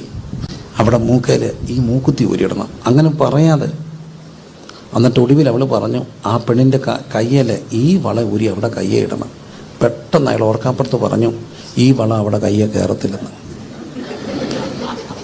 ഈ വള അവിടെ കയ്യേൽ കയറത്തില്ല. എന്താ അർത്ഥം? ഈ മെലിഞ്ഞ കയ്യെ തിരുമുമ്പോഴും തടിച്ച ഒരു കയ്യായിക്ക് അറിയാതെ ഒരു ദിവസം ഇതറിയാതെ എന്ത് ചെയ്തു? പുറത്തു വന്നു. അന്നേരമാണ് ഈ മനുഷ്യൻ ചമ്മുന്നത്. എപ്പോഴും ഓർത്തോണേ, ഒരു കാരണവശാലും ദാമ്പത്യത്തിൽ ജീവിതത്തിൽ എന്ത് പാടില്ല? മറ പാടില്ല. എല്ലാവരും പറഞ്ഞേ, എന്ത് പാടില്ല? മറ പാടില്ല. കഴിവതും ഒരു കോൾ ഹിസ്റ്ററി, ഒരു മെസ്സേജ് ഡിലീറ്റ് ചെയ്യാനില്ലാത്ത പോലെ ജീവിക്കണം. ഭാര്യയ്ക്ക് കാണാൻ വയ്യാത്ത, ഭർത്താവിന് കാണാൻ വയ്യാത്ത, മക്കളോട് പറയട്ടെ, പേരൻസിന് കാണാൻ വയ്യാത്ത ഒരു കോൾ ഹിസ്റ്ററി നമ്മുടെ ജീവിതത്തിൽ ഉണ്ടാകാൻ പാടില്ല. ഡിലീറ്റ് ചെയ്യേണ്ട ഒന്നും ഉണ്ടാകാൻ പാടില്ല. കാരണം എത്ര ഡിലീറ്റ് ചെയ്താലും ഇതെല്ലാം മേളി അക്കൗണ്ട് ആകുന്നുണ്ട്. അതൊരു ദിവസം വെളിപ്പെട്ട് വരും. പ്രാർത്ഥിക്കണേ, എങ്ങനെ ജീവിക്കണം? മറയില്ലാതെ ജീവിക്കണം. കര ഉയർത്തി പ്രാർത്ഥിച്ച് മറയില്ലാതെ ഒന്നിനും മറയില്ലാതെ ജീവിക്കണം. സാമ്പത്തിക കാര്യത്തിലാണെങ്കിലും ദാമ്പത്യ കാര്യത്തിലാണെങ്കിലും. കുഞ്ഞുങ്ങളെ കോളേജിൽ പോയിട്ടൊക്കെ വരുമ്പോൾ നീ എവിടെ ആയിരുന്നെങ്കിലും ചോദിച്ച 10 കള്ളം പറയാനിടയാകരുത്. എത്ര കള്ളം പറഞ്ഞാലും ഒരു ദിവസം പുറത്ത് വരത്തില്ലേ? കള്ളങ്ങളില്ലാതെ ജീവിക്കാൻ പ്രാർത്ഥിക്കണം. അവർ ഇരുവരും ആരായിരുന്നു? നഗ്നരായിരുന്നു. ഉറക്കെ പറഞ്ഞേ, ഇരുവരും നഗ്നരായിരുന്നു. മറക്കാതെ പറഞ്ഞേ, ഇരുവരും നഗ്നരായിരുന്നു. ഒന്നുകൂടെ പറഞ്ഞേ, അവർക്ക് എന്തില്ലായിരുന്നു? മറയില്ല. മറയ്ക്കാൻ പാടില്ല. എന്നിട്ട് അവരെ മുമ്പോട്ട് പോവുക. പക്ഷെ പാപത്തിന് ശേഷം അവർക്ക് എന്തോ ഉണ്ടായി? നഗ്നതയുണ്ടായി, നാണം ഉണ്ടായി. നാണം ഉണ്ടായപ്പോഴാണ് ദൈവം തോട്ടത്തിൽ വന്നപ്പോൾ അവർ അത്തിയെല്ലാം കൊണ്ട് ഉടുപ്പുണ്ടാക്കിയിട്ട് പോയി എന്ത് ചെയ്തു? പാത്തിരുന്നു. എന്തിനാ ദൈവത്തെ പേടിച്ചവർ പോയേ? എന്തിനാ? സിമ്പിളാണത്. എല്ലാത്തിനും ജയിച്ചു, നല്ല മാർക്ക് കിട്ടി. അച്ചായം വരുമ്പം പേപ്പറുമായിട്ടിരിക്കുമോ അതോ പോയി കിടന്നുറങ്ങുമോ? 97-98 മാർക്കുണ്ട്. എല്ലാത്തിനും നല്ല മാർക്ക്. ഡാഡി വരുന്നിടം വരെ ഉണർന്നിരിക്കുമോ ഉറങ്ങുമോ? ഉണർന്നിരിക്കും. 50-10 പ്രോഗ്രസ് കാർഡിൽ ഒപ്പിട്ടുകൊണ്ട് വരണമെന്ന് പറഞ്ഞു. ഡാഡി വരുന്നതിന് മുമ്പ് കിടക്കുമോ ഉണർന്നിരിക്കുമോ? കിടക്കും. എന്താ കാര്യം? എന്താ കാര്യം? തോറ്റത് നമ്മളെ പാത്തിരുത്തും. ഇത് തന്നെയാണ് ആദാമും ചെയ്തത്. തോറ്റുപോയി. ആരിൽ നിന്ന് ഓടിപ്പോയി? ദൈവത്തിൽ നിന്ന് ഓടിപ്പോയി പാത്തിരുന്നു. പക്ഷെ കർത്താവ് പിന്നെയും തേടി വന്നു. നീ നഗ്നനല്ലേ, ഒരു കാര്യം ചെയ്യ്, ഇനി നിന്നെ കൊണ്ട് ഒക്കിയില്ല, ഞാൻ മറച്ചു തരാം. മൃഗത്തിൻ്റെ തോല് കൊണ്ട് മനുഷ്യൻ്റെ പാപത്തിൻ്റെ നഗ്നത മറച്ചു. മനുഷ്യൻ്റെ പാപത്തിൻ്റെ നഗ്നത മറയ്ക്കാൻ അവൻ്റെ ശ്രമങ്ങൾ പര്യാപ്തമല്ലെന്ന് കണ്ടപ്പോഴാണ് ഒരു മൃഗത്തിൻ്റെ തോല് കൊണ്ട് നഗ്നത മറച്ചത്. മൃഗത്തിൻ്റെ തോല് കൊണ്ട് നഗ്നത മറയ്ക്കണമെങ്കിൽ ആര് കൊല്ലപ്പെട്ടിട്ടുണ്ട്? മൃഗം കൊല്ലപ്പെട്ടിട്ടുണ്ട്. 3-ാം അധ്യായം. വീണ്ടും മുമ്പോട്ട് പോകട്ടെ. ദൈവം അവരെ തോട്ടത്തിന് പുറത്താക്കി. 4-ാം അധ്യായത്തിൽ ഒരു വളരെ ഒരു വലിയ കാര്യമുണ്ട്. കായിനും ഹാബേലുമാണ്. കായിനും ഹാബേലും കൂടെ എങ്ങോട്ട് പോയി? വയലിലേക്ക് പോയി. ഇവിടുത്തെ ഇവർ തമ്മിൽ കൊല്ലാനുള്ള കാര്യം എന്താ? ഹലോ, ഈ ചേട്ടൻ അനിയനെ കൊന്ന എന്തിനാ? അസൂയാണ്. എന്തുകൊണ്ട് അസൂയ ഉണ്ടായേ? അനിയന് ഈ സിബിളിംഗ് റിവൽറി എന്ന് പറഞ്ഞൊരു സംഭവമുണ്ട്. സിബിളിംഗ് റൈവൽറി, സഹോദരന്മാർ തമ്മിൽ. മൂത്തൊരു കുഞ്ഞിന് 5 വയസ്സായപ്പോൾ ഇളയൊരു കുഞ്ഞ് വന്നു. ഇളയ കുഞ്ഞിനെ എല്ലാവരും കൂടെ വാരി മൊത്തം. ഇന്നലെ വരെ അവൻ രാജാവായിരുന്നു. അപ്പോഴാണ് ഇന്ന് അവന് എന്തായി ശ്രദ്ധിച്ചപ്പം അവന് കൊച്ചവനോട് എന്താ ഉണ്ടാകും? അസൂയ ഉണ്ടാകും. പിന്നെ കുറച്ച് വളർന്നു വരുമ്പം ചിലർ പറയത്തില്ലേ, എനിക്കാണ് തന്നോ നിങ്ങളെല്ലാവരും അവക്കല്ലേ കൊടുത്തേ, അവൾക്കെല്ലാം കൊടുക്കത്തില്ലേ? ഇതെല്ലാം എന്തിൻ്റെ ഭാഗമോ? സിബിളിംഗ് റിവൽറിയാണ്. സിബിളിംഗ് റിവൽറി വേദവസത്തിൽ എപ്പോഴും ഉണ്ടായിരുന്നു. ഏശാവും യാക്കോബും തമ്മിൽ, ആങ്ങളെയും പെങ്ങളും തമ്മിൽ. പിന്നെ പറഞ്ഞു, ജോസഫിനോട് എല്ലാ ചേട്ടന്മാർക്കും കൂടെ എന്താ തോന്നി? അസൂയ തോന്നി. സിബിളിംഗ് റിവൽറി എല്ലാത്തിൻ്റെ ഒരു ഭാഗമാണ്. മിരിയാമും മോശ തമ്മിൽ വളരെ ക്രിട്ടിക്കലായിട്ടുള്ള നാത്തൂമ്പോരായിരുന്നു. എവിടെ? മിരിയാമിൻ്റെ വീട്ടിൽ. കളറുമില്ലെന്ന് നാത്തൂനെ കെട്ടിക്കൊണ്ട് വന്നതാ. കൊണ്ടടക്കാൻ കൊള്ളാമോ? ആര്? മിരിയാം. കൂശ സ്ത്രീ. ഒരു ഗുണമുണ്ടായി, മിരിയാമിനോട് അതിൻ്റെ തിരിച്ചടി കിട്ടുകയാണ്. അപ്പം കായിന് ഹാബേലിനോട് എന്ത് തോന്നി? അസൂയെന്ന് അവിടെ പറയുന്നില്ലെങ്കിലും ടിപ്പിക്കലായിട്ട് ആ റീസൺ എന്താ? അസൂയാണ്. ഈ അസൂയ എവിടെ കൊണ്ടെത്തിക്കും? കോപത്തിക്കും. വേദവസത്തെ ആദ്യമായിട്ട് അസൂയ എന്നൊരു പദം കാണുന്നത് ഇസാക്ക് ആ ദേശത്ത് വിതച്ചു, ആയാണ്ടി വിതച്ചു, 100 മേനി വിളവ് കിട്ടി. ഫെലസ്തീർക്ക് അവനോട് അസൂയ തോന്നും. ഈ അസൂയ ഒരു വലിയ വികാരമാണ്. അത് ചേട്ടനും അനിയനോടും തോന്നാം, ഭാര്യയ്ക്കും ഭർത്താവിനോട് തോന്നാം. നല്ലൊരു പാട്ടുകാരനും പാട്ടുകാരത്തിയും ഉണ്ടായിരുന്നു. പുള്ളിക്കാരത്തി ഭയങ്കര പാട്ടുകാരത്തിയായിരുന്നു. അപ്പോൾ ആൾക്കാർ വന്ന് പറയാം, ചേച്ചിയും കൊണ്ട് ഒരു പാട്ടുകൂടെ പാടിക്കാൻ പറഞ്ഞാൽ അന്ന് അയാൾ അവിടെ അടിക്കുമായിരുന്നു. മനുഷ്യൻ്റെ മനസ്സ് ഭയങ്കരമാണ്, കോംപ്ലക്സാണ്. അപ്പം അസൂയാണ്. പക്ഷേ ഈ അസൂയ ഉണ്ടാകാനുള്ള കാരണം ആരാധനയാണ്. ആരാധനയിൽ പ്രശ്നമുണ്ടായപ്പോൾ കായീൻ ആരെ കൊന്നു? ആബേലിനെ കൊന്നു. ഇന്നും ലോകത്ത് ഏറ്റവും കൂടുതൽ കൊലപാതകം നടക്കുന്ന എന്തിൻ്റെ പേരില്ല? ആരാധന പേരില്ല. പക്ഷെ അതിന് ദൈവിക സന്ദേശം അവിടെ ഉണ്ട്. ചേട്ടൻ അനിയനെ കൊല്ലുകയാണ്. ഇസ്ലാം ക്രിസ്ത്യനെ കൊന്നാലും, ഹിന്ദു മുസ്ലിമിനെ കൊന്നാലും, ഇസ്ലാം ഹിന്ദുവിനെ കൊന്നാലും, സിഖുകാരനെ കൊന്നാലും സത്യത്തിൽ വേദപുസ്തകം കൊടുക്കുന്ന സന്ദേശം ചേട്ടൻ ആരെ കൊല്ലുക? അനിയനെ കൊല്ലുക. കായീനും ഹാബേലും കൂടെ പോയി. എന്നിട്ട് ഹാബേലിനെ പറഞ്ഞു, നമുക്ക് എങ്ങോട്ട് പോകാം? ഞാനത് വായിച്ച് ഒത്തിരി വട്ടം കരഞ്ഞിട്ടുണ്ട്. എനിക്ക് ഭയങ്കര സങ്കടം തോന്നിയിട്ടുണ്ട്. നിങ്ങൾ വേദപുസ്തകം ഇങ്ങനെ വായിക്കണം. ഒരു ചേട്ടൻ പറഞ്ഞു, ചേട്ടൻ മാമ വന്ന് അനിയൻ മാമയോട് പറഞ്ഞു, എടാ നമുക്ക് പോവാം. ഈ ചേട്ടനും അനിയൻ്റെ കയ്യെ പിടിച്ചുകൊണ്ട് അനിയൻ പോകുമ്പോൾ ലോകത്തിലെ ഏറ്റവും വലിയൊരു സംരക്ഷണമാണ്. കാരണം അവൻ്റെ കൂടെ ആരുണ്ട്? ചേട്ടനുണ്ട്. നിങ്ങൾ ഉറങ്ങാതിരിക്കണേ. ഈ ഉറങ്ങാൻ തോന്നുന്നവർ ഒന്ന് എഴുന്നേക്കുവോ, ഒന്ന് മുരിവിടുകയോ, അല്ലെങ്കിൽ ഒന്ന് പിച്ചുവോ, അടുത്തിരിക്കുന്ന ആളെയല്ല നിങ്ങളെ തന്നെ ഒന്ന് പിച്ചുവോ ഒക്കെ ചെയ്യണം. ഈ നല്ല ഈ കാറ്റും AC ഒക്കെ വരുമ്പോൾ സ്വാഭാവികമായിട്ട് എന്ത് ചെയ്യാം? ഉറക്കം വരാം. പിന്നെ ഒരു പോരാട്ടമുണ്ട്, എപ്പോൾ യോഗത്തിരുന്നാലും ഉറക്കം വരിക. അതൊരു പോരാട്ടം കൂടാ കേട്ടോ. കാരണം നിങ്ങൾക്ക് ഒരിക്കലും വചനം കേൾക്കാനൊക്കത്തില്ല, പ്രാർത്ഥിക്കണം. വല്ലപ്പോഴും അല്ല, സ്ഥിരം ഉറങ്ങുകയാണെങ്കിൽ അതിനെ ഉപയോഗിച്ച് ജയം നേടണം. അപൂർവമായി ഒരു ദിവസം ഉറങ്ങിയാൽ പോരാട്ടമെന്ന് ഞാൻ പറയത്തില്ല. പക്ഷെ സ്ഥിരമായിട്ടങ്ങ് ഉറങ്ങുകയാണെങ്കിൽ അത് ഉപയോഗിച്ച് മാറ്റിയൊക്കത്തുള്ളൂ. അതൊരു ചെറിയ കാര്യമല്ല, അത് അപകടകരമാണ്. അപ്പം ചേട്ടനും അനിയനും കൂടെ പോവുക. ഏറ്റവും കൂടുതൽ സുരക്ഷിതത്വം അനുഭവിക്കുന്ന എപ്പോഴാണ്? ചേട്ടനും കൂടെ പോകും. ആണോ? എൻ്റെ അപ്പ എന്നോട് പറഞ്ഞിട്ടുള്ളൊരു കാര്യമുണ്ടേ. ഇവർ ചേട്ടനും അനിയനും ഉണ്ടായിരുന്നു. അപ്പോൾ ഇവർ തോട്ടത്തിലൊക്കെ ജീവിച്ചവരാ, തോട്ടം ലൈഫായിരുന്നു, എന്നും വഴക്കം മല്ലും ഒക്കെ ഉള്ള ലൈഫ്. അപ്പോൾ ഈ എല്ലാം കൂടെ കള്ളു കുടിക്കാൻ പോകും. കുറേ കൂട്ടുകാരും കൂട്ടി പോകും. ഈ കള്ളുകാരൻ ഇവരാണ് കൊണ്ടുപോകുന്നത്. കള്ള് കുടിക്കാൻ വേണ്ടി ചേട്ടനും അനിയനും കൂടെ പോകുമ്പോൾ ഇവർ തമ്മിലൊരു എഗ്രിമെൻ്റ് ഉണ്ടായിരുന്നു. ഒരു പ്രാവശ്യം ചേട്ടനാണ് നിൽക്കുന്നതെങ്കിൽ ആദ്യം ചെല്ലുമ്പോൾ ഒരു ശകലം കൊടുത്തിട്ട് പറയും മാറിയിരുന്നോളെ. അന്ന് അനിയൻ കുടിയിച്ച് അങ്ങ് പെടുക്കും. അടുത്ത ദിവസം അനിയൻ ഇച്ചിരി കൊടുത്തിട്ട് മാറ്റിയിരുത്തും. ചേട്ടന് നല്ലപോലെ അടിക്കും. അത് കണ്ടീഷൻ ഇത്രയേ ഉള്ളൂ. ഏറ്റവും ഒടുവിൽ കള്ള് ഷാപ്പിലൊരു അടിയുണ്ടാവും. അപ്പോൾ ഒറ്റ ഒരുത്തം കുടിക്കാതിരുന്നാൽ ഈ ചേട്ടനെയും ബാക്കിയുള്ളവരെയും രക്ഷിക്കാൻ ഒരാൾ നിന്നാൽ മതി. ഒട്ടുപോയൊക്കെ ഒരു എന്നൊക്കെ പറഞ്ഞ് നിന്നാൽ ഒരുത്തം കുടിക്കാതിരിക്കും. അവർക്കറിയാം ബാക്കി കൂട്ടുകാരെ കുടിപ്പിക്കാതിരുന്ന അവന്മാർ ഓടും. പക്ഷേ ചേട്ടനും അനിയനും ആണെങ്കിൽ കൊണ്ട എന്ത് ചെയ്യത്തുള്ളൂ? പോത്തുള്ളൂ. അത്ര വലിയൊരു ബന്ധമാണ് ആര് തമ്മി? ചേട്ടൻ. ഒരു ചേട്ടൻ ഇവിടെ ഇരിപ്പുണ്ട്, എൻ്റെ മൂത്ത ചേട്ടൻ മോന്. അവൻ്റെ അനിയനുണ്ടായിരുന്നു. ഇവന്മാർ കൊച്ചിലൊരു അടിയുണ്ടാക്കി ഇവൻ അവൻ്റെ മൂക്കിനിടിച്ചു. ഒറ്റ ഇടിക്കുക. ഇവന് നല്ല വണ്ണമായിരുന്നു, മറ്റൊരു മെലിഞ്ഞ. ഒറ്റ ഇടിക്കുക അവൻ്റെ മൂക്ക് പോയി. മൂക്കിൽ കൂടെ ചോര വന്നു. ആശുപത്രി കൊണ്ടുപോയി ഐസൊക്കെ വെച്ചു. തിരിച്ചു വന്നു. അപ്പോൾ നിങ്ങൾക്ക് ഞങ്ങളുടെ വീട് മനസ്സിലായല്ലോ. നിങ്ങളുടെ വീട്ടിലെ പിള്ളേർ തമ്മിൽ വഴക്കാന്നൊക്കെ പറയുമ്പോൾ അപ്പോൾ ഒറ്റ ഇടിക്ക് ആശുപത്രി പോയിട്ട് തിരിച്ചു വന്നു. അപ്പോൾ തിരിച്ചു വന്നപ്പോൾ ഈ അനിയൻ ഇങ്ങനെ ചോര ഇങ്ങനെ മൂക്കൊക്കെ വീങ്ങി. ഇവനെ കൊച്ചല്ലേ, എല്ലാവരും കൂടെ വിരട്ടി, ഇപ്പം പോലീസ് വരും, നിന്നെ കൊണ്ടുപോകും. ആശുപത്രിയിൽ പോയി അടിക്കേസുമായി പോയാൽ അത് ആര് റിപ്പോർട്ട് ചെയ്യും? ആശുപത്രിക്കാർ പോലീസിനെ റിപ്പോർട്ട് ചെയ്യും. അപ്പോൾ ഈ അടി കൊണ്ട് കിടന്ന അനിയൻ കുറച്ച് കഴിഞ്ഞപ്പം കേട്ടി പോലീസ് വരുന്നു. അവൻ പതുക്കെ എഴുന്നേറ്റിട്ട് അപ്പച്ചനോട് ചോദിച്ചു, അപ്പച്ചൻ എന്തിനാ പോലീസ് വരുന്നത്?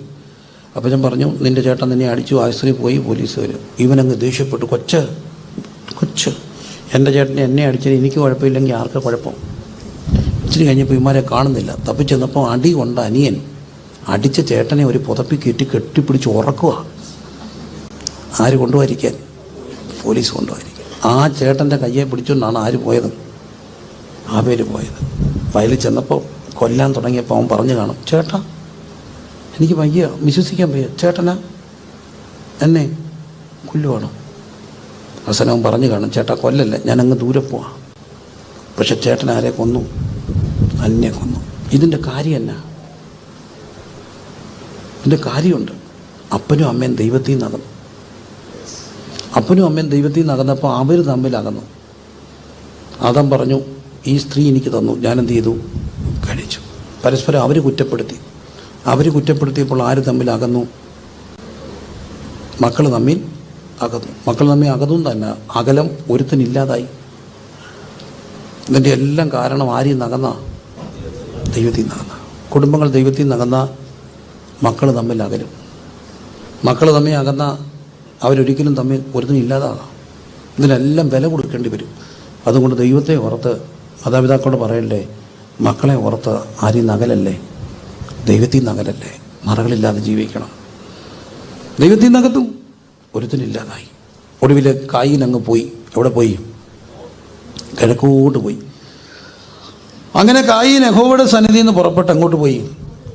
മോദ് ദേശത്ത് ഒരു വാക്ക് എഴുതിയിട്ടുണ്ട്, ഏതന് കിഴക്ക്. എനിക്കറിയത്തില്ല, അതുകൊണ്ടായിരിക്കാം ഞങ്ങളുടെ നാട്ടിൽ ഒരു ചൊല്ലുണ്ട്, എടാ മോനെ കിഴക്കോട്ട് പോവല്ലേടാ, ഏറെ കിഴക്കോട്ട് പോവല്ലേടാ, പനി പിടിക്കും. കായിൻ്റെ വാക്കായിരിക്കും. കിഴക്കോട്ട് പോയാൽ എന്താ പിടിക്കും? ഒത്തിരി കിഴക്കോട്ട് പോയി. നിങ്ങൾ ആ ചൊല്ലി കേട്ടിട്ടില്ലേ? ഏറെ കിഴക്കോട്ട് പോവല്ലേ, എന്താ പിടിക്കും? പനി പിടിക്കും. ഏതായാലും കായിനങ്ങ് പോയി. എവിടെ? കിഴക്ക് പോയി. ഈ കായും പോയിട്ട് കായിനൊരു കൊച്ചുണ്ടായി. കൊച്ചിൻ്റെ പേരെന്താ? ഹാനോക്ക്. കണ്ടോ? കൊച്ചിൻ്റെ പേര് ഹാനോക്ക്. ഹാനോക്കിൻ്റെ പേരിൽ ഈ അപ്പൻ ഒരു പട്ടണം പണിത. പട്ടണത്തിന് എന്തെന്ന് പേരിട്ടു? ഹാനോക്ക്. പട്ടണത്തിന് പേരിട്ടു ഹാനോക്ക്. പാവം പിടിച്ച അച്ചായൻ ഓട്ടോറിക്ഷ മേടിച്ചിട്ട് അതിൻ്റെ മുമ്പിൽ എഴുതി വെച്ചു ഹാനോക്ക്. അല്ലെങ്കിൽ പട്ടണത്തിന് ഹാനോക്ക്. നമ്മുടെ അച്ചായന്മാരൊക്കെ എന്തൊക്കെ എഴുതും? ഓട്ടോറിക്ഷ എഴുതും, അല്ലെങ്കിൽ വീടിൻ്റെ ഗേറ്റിൻ്റെ മുമ്പിൽ എഴുതും ബിജു നിവാസ്. എൻ്റെ മക്കളുടെ പേര്. പാവം ഒരു പട്ടണം തന്നെ പണിതിട്ട് അതിനെന്തോ ഇട്ടു? ഹാനോക്കെന്ന് പേരിട്ടു. പക്ഷേ ഹാനോക്കിനെ ആരെങ്കിലും ഈ ഹാനോക്കിനെ ഓർക്കുന്നുണ്ടോ? ഇല്ല. ഈ ഹാനോക്കല്ല മറ്റേ ഹാനോക്ക്. ഈ ഹാനോക്കിനെ ഓർക്കുന്നുണ്ടോ? ഇല്ല. അവിടെ ഒരു കാര്യമുണ്ട്. ദൈവം പേര് നിർത്തിയില്ലെങ്കിൽ നമ്മൾ പേരുണ്ടാക്കാൻ എന്തോ ചെയ്തിട്ട് ഒരു കാര്യമില്ല. അബ്രഹാമിനോട് ദൈവം പറഞ്ഞു, ഞാൻ നിൻ്റെ പേര് വലുതാക്കും. അതിന്നും വലുതായി കിടക്കുക. അവനവൻ വലുതാക്കാൻ നോക്കിയാൽ വലുതാവുമോ? ഇല്ല. അങ്ങനെ കിഴക്ക് പോയി. 5-ാം അധ്യായത്തിലേക്ക് വരുമ്പോൾ ആദത്തിന് അടുത്ത ഒരു കുഞ്ഞുണ്ടായി. ആ കുഞ്ഞിൻ്റെ പേരെന്താ? ശേത്ത്. ശേത്തിൻ്റെ വംശപാരമ്പര്യം. അപ്പോൾ അവിടെ ഒരു കൈന്യ വംശപാരമ്പര്യം വേറെ വരുന്നുണ്ട്. ഇവിടെ കാണുന്ന വംശപാരമ്പര്യം ആരുടെയാണ്? ശേത്തിൻ്റെ വംശപാരമ്പര്യം. എന്താണ്? ശേത്തിൻ്റെ വംശപാരമ്പര്യത്തിലൂടെ പോവുകയാണ്. അതിൽ ആദാം മുതൽ 7-ാമനായ ഹാനോക്കിൻ്റെ ചരിത്രം മുമ്പോട്ട് പോയിട്ട് 21-ാമത്തെ വാക്യം. ഹാനോക്കിന് 65 വയസ്സായപ്പോൾ അവൻ ആരെ ജനിപ്പിച്ചു? മെഥൂശലേഹ്. എല്ലാവരും ഒന്ന് പറഞ്ഞേ, ആരെ ജനിപ്പിച്ചു? മെഥൂശലേഹ്. അവരൊക്കെ പറഞ്ഞേ, മെഥൂശലേഹ്. മെഥൂശലേഹ്. ഈ പറയുന്നത് എന്തിനാന്ന് ചോദിച്ചാൽ, പറഞ്ഞാൽ നമ്മളങ്ങ് മറക്കത്തില്ല. അല്ലാതെ എന്നെ അനുസരിക്കാൻ വേണ്ടി പറയുന്നതല്ലേ, വാശിയൊന്നും വേണ്ട. പറഞ്ഞാലും ഓർത്തിരിക്കും. ഹാനോക്കിന് ഒരു കുഞ്ഞ് ജനിച്ചു. ആ കുഞ്ഞിൻ്റെ പേരെന്താ? മെഥൂശലേഹ്. മെഥൂശലേഹ് എന്നുള്ള പേരിട്ടു. ഇന്നിട്ട കുഞ്ഞിൻ്റെ പേരെന്താ? നോയൽ. നോയൽ എന്ന് പേരിട്ടു. നോയൽ നല്ല പേരാണ്, നോയൽ. എന്നാലും ഈ പേരിടുമ്പോൾ ദൈവത്തോട് ചോദിക്കണം. ഈ ഹാനോക്ക് പേരിട്ടതൊരു വെളിപ്പാടായിരുന്നു. മെഥൂശലേഹ് എന്നുള്ള വാക്കിൻ്റെ അർത്ഥം ആർക്കെല്ലാം അറിയാമോ? അവൻ മരിക്കുമ്പോൾ അത് സംഭവിക്കും. When he dies it will happen. That is what meaning of Methuselah. അവൻ മരിക്കുമ്പോൾ അത് സംഭവിക്കും. ചുമ്മാ പേരിടല്ലേ. മൂത്ത മോന് ഒരാൾ പേരിട്ടു അനീഷ്. രണ്ടാമതൊരു പെണ്ണെ ആഗ്രഹിച്ചു, ഒരാണിനെ കെട്ടി, പേരിട്ടു സുനീഷ്. വീണ്ടും ഒരു പെണ്ണിനെ ആഗ്രഹിച്ചു, പക്ഷെ കിട്ടിയത് ഒരു മോന്, പേരിട്ടു ഫിനിഷ്. അനീഷ്, സുനീഷ്, ഫിനിഷ്. അങ്ങനെ വേണോ പേരിടാൻ? അല്ല. പേരിടുമ്പം ദൈവത്തോട് ചോദിക്കണം. ദൈവം ആലോചനയൊക്കെ തരും. ഒത്തിരി പേരുണ്ട് കുഞ്ഞ് ജനിക്കുന്നതിന് മുമ്പ് തന്നെ പേരൊക്കെ ദൈവസന്നിധി പ്രാർത്ഥിച്ച് മേടിക്കുന്നുണ്ട്. അപ്പോൾ പേരൊക്കെ കിട്ടും. ഏതായാലും മെഥൂശലേഹ് എന്നുള്ളത്. മെഥൂശലേഹ് എന്നുള്ള വാക്കിൻ്റെ അർത്ഥം അവൻ മരിക്കുമ്പോൾ അത് സംഭവിക്കും. അപ്പോൾ ഈ മുന്നറിവ് ആർക്കുണ്ടായി? ഹാനോക്കിന് ഉണ്ട്. അതുകൊണ്ട് മാതാപിതാക്കളോട് പറയട്ടെ, നമ്മുടെ വീടിനെ സംബന്ധിക്കുന്ന എന്തോ വേണം? മുന്നറിവ് വേണം. ഓരോ വീടിൻ്റെയും പ്രവാചകൻ ആരാണ്? ആ വീട്ടുകാരാണ്, അപ്പനും അമ്മയാണ്. പ്രവാചകരായിരിക്കണം. എൻ്റെ വീട്ടിൽ സംഭവിക്കാൻ പോകുന്ന കാര്യങ്ങൾ എന്നെ അറിയിക്കണേ, എനിക്കൊരു മുന്നറിവ് തരണമെന്ന് പ്രാർത്ഥിക്കണം. മാതാപിതാക്കൾ പ്രാർത്ഥിക്കണം. എന്തിനു വേണ്ടി? മുന്നറിവിന് വേണ്ടി. പറഞ്ഞേ, മുന്നറിവ്. എന്തിനെക്കുറിച്ച്? നമ്മുടെ വീടിനെ. കരം ഉയർത്തി പ്രാർത്ഥിച്ചേ. എല്ലാവരും ഗൗരവമായിട്ട് കാണുന്ന നിമിഷങ്ങളെ. എൻ്റെ വീടിനെ സംബന്ധിക്കുന്ന എന്ത് വേണം? മുന്നറിവ്. മറക്കരുത്. എന്ത് വേണം? മുന്നറിവ് വേണം. അങ്ങനെ മുന്നറിവിന് വേണ്ടി മെഥൂശലേഹ് ഉണ്ടായി. ഈ മെഥൂശലേഹ് മരിക്കുമെന്നുള്ള, അല്ലെങ്കിൽ അവൻ മരിക്കുമ്പോൾ അത് സംഭവിക്കുമെന്നുള്ള തിരിച്ചറിവിൽ ഈ അപ്പൻ സ്വാഭാവികമായിട്ടും അപ്പം ഇവനെ കാണുമ്പോഴും പോകുമ്പോഴും എല്ലാം പ്രാർത്ഥിച്ചു കാണും, ദൈവമേ ഇവൻ ഉടനെ എന്ത് ചെയ്യരുതേ, മരിക്കും. അതുകൊണ്ട് തന്നെ ഇവൻ്റെ മരണം നീണ്ടു പോയി. വേദപുസ്തക ചരിത്രത്തിൽ ഏറ്റവും കൂടുതൽ ജീവിച്ചത് ആരാ? മെഥൂശലേഹ്. എത്ര വർഷം? 969. കുറിച്ചിട്ടേ 969. 969. ഇനി ഒരു കണക്ക് നോക്കൂ. മെഥൂശലേഹിന് 187 വയസ്സായപ്പോൾ ലാമക്കിനെ ജനിപ്പിച്ചു. മെഥൂശലേഹിൻ്റെ ആദ്യം മൊത്തം ആയുസ് 969 മൈനസ് 187, 782. അടുത്തത് ലാമക്കിന് 182 വയസ്സായപ്പോൾ അവൻ ആരെ ജനിപ്പിച്ചു? നോഹയെ ജനിപ്പിച്ചു. 782 മൈനസ് 182 സമം 600. എത്രയായി? 600. സംഖ്യ പിടി കിട്ടിയോ? ഇനിയും 7-ാം അധ്യായത്തിൽ നോഹയ്ക്ക് 600 വയസ്സായപ്പോൾ ഭൂമിയിൽ എന്ത് തുടങ്ങി? ജലപ്രളയം. അപ്പം മെഥൂശലേഹിന് എത്ര വയസ്സായി? 600 അധികം 182 അധികം 187 സമം 969. കൃത്യം വെള്ളപ്പൊക്കം ഉണ്ടാകുന്ന വർഷം ആര് മരിച്ചു? മെഥൂശലേഹ് മരിച്ചു. മെഥൂശലേഹ് മരിക്കുമെന്ന് സംഭവിക്കുന്ന ആർക്കറിയായിരുന്നു? ഹാനോക്കിന് അറിയായിരുന്നു. മനസ്സിലാകുന്നുണ്ടോ? ഹാനോക്കിന് അറിയായിരുന്നു. ഹാനോക്ക് അന്നേരം ഉണ്ടോ? ഇല്ല. ഉണ്ടോ? ഇല്ല. പക്ഷേ ഹാനോക്കൊപ്പം പ്രാർത്ഥിച്ചതുകൊണ്ട് ആ തലമുറയിൽ ഒരു ഗുണമുണ്ടായി. ഹാനോക്കിൻ്റെ മകൻ, മെഥൂശലേഹിൻ്റെ മകൻ, ലാമക്കിൻ്റെ മകൻ, നോഹയുടെ തലമുറയും നോഹയും ആര് പ്രിസർവ് ചെയ്തു? ദൈവം പ്രിസർവ് ചെയ്യും. ഒരു കാര്യം ഓർത്തോണേ, നമ്മൾ മരിച്ചാലും നമ്മുടെ പ്രാർത്ഥന സംസാരിക്കും. ഹാനോക്ക് എടുത്തുകൊണ്ടപ്പെട്ടു. പക്ഷേ ഹാനോക്ക് ഈ ഭൂമിയിൽ 300 വർഷം തൻ്റെ മകന് വേണ്ടി മുന്നറിവിൽ ഒരുക്കിയ കണ്ണീര് അത് വീണ്ടും സംസാരിച്ചു തുടങ്ങി. അത് വിശ്വസിക്കുന്നവർ ദൈവത്തിന് സ്തോത്രം ചെയ്തേ. കണ്ടോ, സംസാരിച്ചു. അങ്ങനെ നോഹ മരിക്കുമ്പോൾ നോഹയ്ക്ക് 600 വയസ്സായപ്പോൾ ഭൂമിയിൽ എന്ത് തുടങ്ങി? ജലപ്രളയം തുടങ്ങി. അപ്പോൾ ഭൂമി ജലപ്രളയം തുടങ്ങി. അപ്പോൾ നമുക്ക് എല്ലാവർക്കും എന്ത് വേണം? മുന്നറിവ് വേണം. എല്ലാവരും ഒന്ന് എഴുതിയിടാമോ? എന്ത് വേണം? മുന്നറിവ് വേണം. ഞാൻ പറയുന്നത് നിങ്ങൾ ലോകോത്തര പ്രവാചകരാകണമെന്നൊന്നുമല്ല. പക്ഷെ നമ്മുടെ വീടിനെ സംബന്ധിക്കുന്ന ചില വെളിപ്പാടുകളൊക്കെ ദൈവം തരും. ഒറ്റ കാര്യം ചെയ്താൽ മതി, കർത്താവേ എന്നെ അറിയിക്കാതെ എൻ്റെ വീട്ടിലൊന്നും സംഭവിക്കരുതെന്ന് പ്രാർത്ഥിക്കണം. അതിനൊരു വലിയ പ്രവാചകൻ വരണ്ട, അവരെ തേടി പോകണമെന്നുമില്ല. പ്രവാചനം തെറ്റല്ല, പ്രവചനം ഉള്ളതാണ്. പക്ഷെ അവരെ തേടി പോകണ്ട. ദൈവം നിങ്ങളെ അറിയിക്കാനുള്ളതൊക്കെ എന്ത് ചെയ്യും? അറിയിക്കും. അതിനുവേണ്ടി പ്രാർത്ഥിക്കുക, മുന്നറിയിപ്പ്. അങ്ങനെ 6-ാം അധ്യായത്തിൽ, ഈ 6-ാം അധ്യായത്തിലാണ് പ്രളയ കാരണം കാണുന്നത്. എന്താണ്? ബോധിച്ച ഏവരെയും എന്തായിട്ടെടുത്തു? ഭാര്യമാരായിട്ടെടുത്തു. ഭാര്യമാരായിട്ടെടുത്തു. പറഞ്ഞോ, ബോധിച്ച ഏവരെ എന്തെടുത്തു? ഭാര്യമാരായിട്ടെടുത്തു. സത്യത്തിൽ ആദാമിന് ദൈവം ഹവ്വയെ കൊടുത്തപ്പോൾ ഏകപത്നി വ്രതരായിട്ടും ഏകഭർത്തൃവ്രതരായിട്ടും ജീവിക്കേണ്ടവർ ബോധിച്ച ഏവരെയും ഭാര്യമാരെടുത്ത് ഭൂമിയിൽ ദൈവത്തിൻ്റെ പുത്രന്മാർ ആരെടുക്ക ചെന്നു? മനുഷ്യൻ്റെ പുത്രന്മാരെടുക്ക ചെന്നു. ദൈവത്തിൻ്റെ പുത്രന്മാർ, മനുഷ്യൻ്റെ പുത്രൻ. സാധാരണ അതിനെപ്പറ്റി ഒരു വലിയ ചോദ്യമുണ്ട്. ദൈവത്തിൻ്റെ പുത്രന്മാരും മനുഷ്യൻ്റെ പുത്രന്മാരും വീണുപോയ പിശാചുക്കൾ അല്ലെങ്കിൽ ഒത്തിരി കാര്യങ്ങൾ കാണാം. സിമ്പിളായിട്ട് എനിക്ക് ദൈവം ഒരിക്കൽ തന്ന ഒരു ആൻസറുണ്ട്. എന്നോട് ഒരാൾ ചോദിച്ചു, പക്ഷേ അതിൻ്റെ അർത്ഥം എന്താ? ഒരു ക്യാമ്പിലാണ് ഇച്ചിരി കുരുട്ട് ചോദിച്ചതാ. അപ്പോൾ എനിക്ക് പെട്ടെന്നൊരു ഉത്തരം കിട്ടി. ദൈവത്തിൻ്റെ മക്കൾ, മനുഷ്യൻ്റെ മക്കൾ. രക്ഷിക്കപ്പെട്ടവരെല്ലാം ആരുടെ മക്കളാണ്? അവരുടെ അപ്പനാരാ? ദൈവം. രക്ഷിക്കപ്പെടാത്തവരിൽ കർത്തൃത്വം നടത്തുന്ന ആരാ? പിശാചാണ്. അപ്പോൾ രക്ഷിക്കപ്പെട്ട ഒരാൾ പോയി രക്ഷിക്കപ്പെടാത്ത ഒരാളെ കല്യാണം കഴിച്ചാൽ എന്തു പറ്റും? മക്കളെ, രക്ഷിക്കപ്പെടാത്ത ഒരാളെ പോയി കല്യാണം കഴിച്ചാൽ എന്തോ പറ്റും? പറ. മുമ്പേ പറഞ്ഞ പ്രശ്നം ഉണ്ടാവും. നിന്റെ അമ്മായിപ്പം പിശാചാവും. രക്ഷിക്കപ്പെട്ട ആളുടെ അപ്പനാരാ? ദൈവം. രക്ഷിക്കപ്പെടാത്തവർ കർത്തൃത്വം നടന്ന ആരാ? പിശാച. അപ്പോൾ അവരെ കല്യാണം കഴിച്ചാൽ അമ്മായിപ്പനാരാകും. എന്തിനും ഏതിനും പറയും, എന്തിനാണ് എൻ്റെ കൊച്ചിനെ വഴക്കുണ്ടാക്കി, എന്തിനാണ് അവളെ കൊണ്ട് യോഗത്തിന് പോയേ, നിനക്ക് മര്യാദ തന്നെ പോയാൽ പോരാടാ എന്നും പറഞ്ഞിട്ട് ഈ അമ്മായിപ്പന് എപ്പോഴും എന്തിനു വരും? വഴക്കിന് വരും. അങ്ങനെ വഴക്കിന് വരാതിരിക്കണമെങ്കിൽ ദൈവത്തിൻ്റെ പുത്രന്മാർ ആരെടുക്ക പോയി?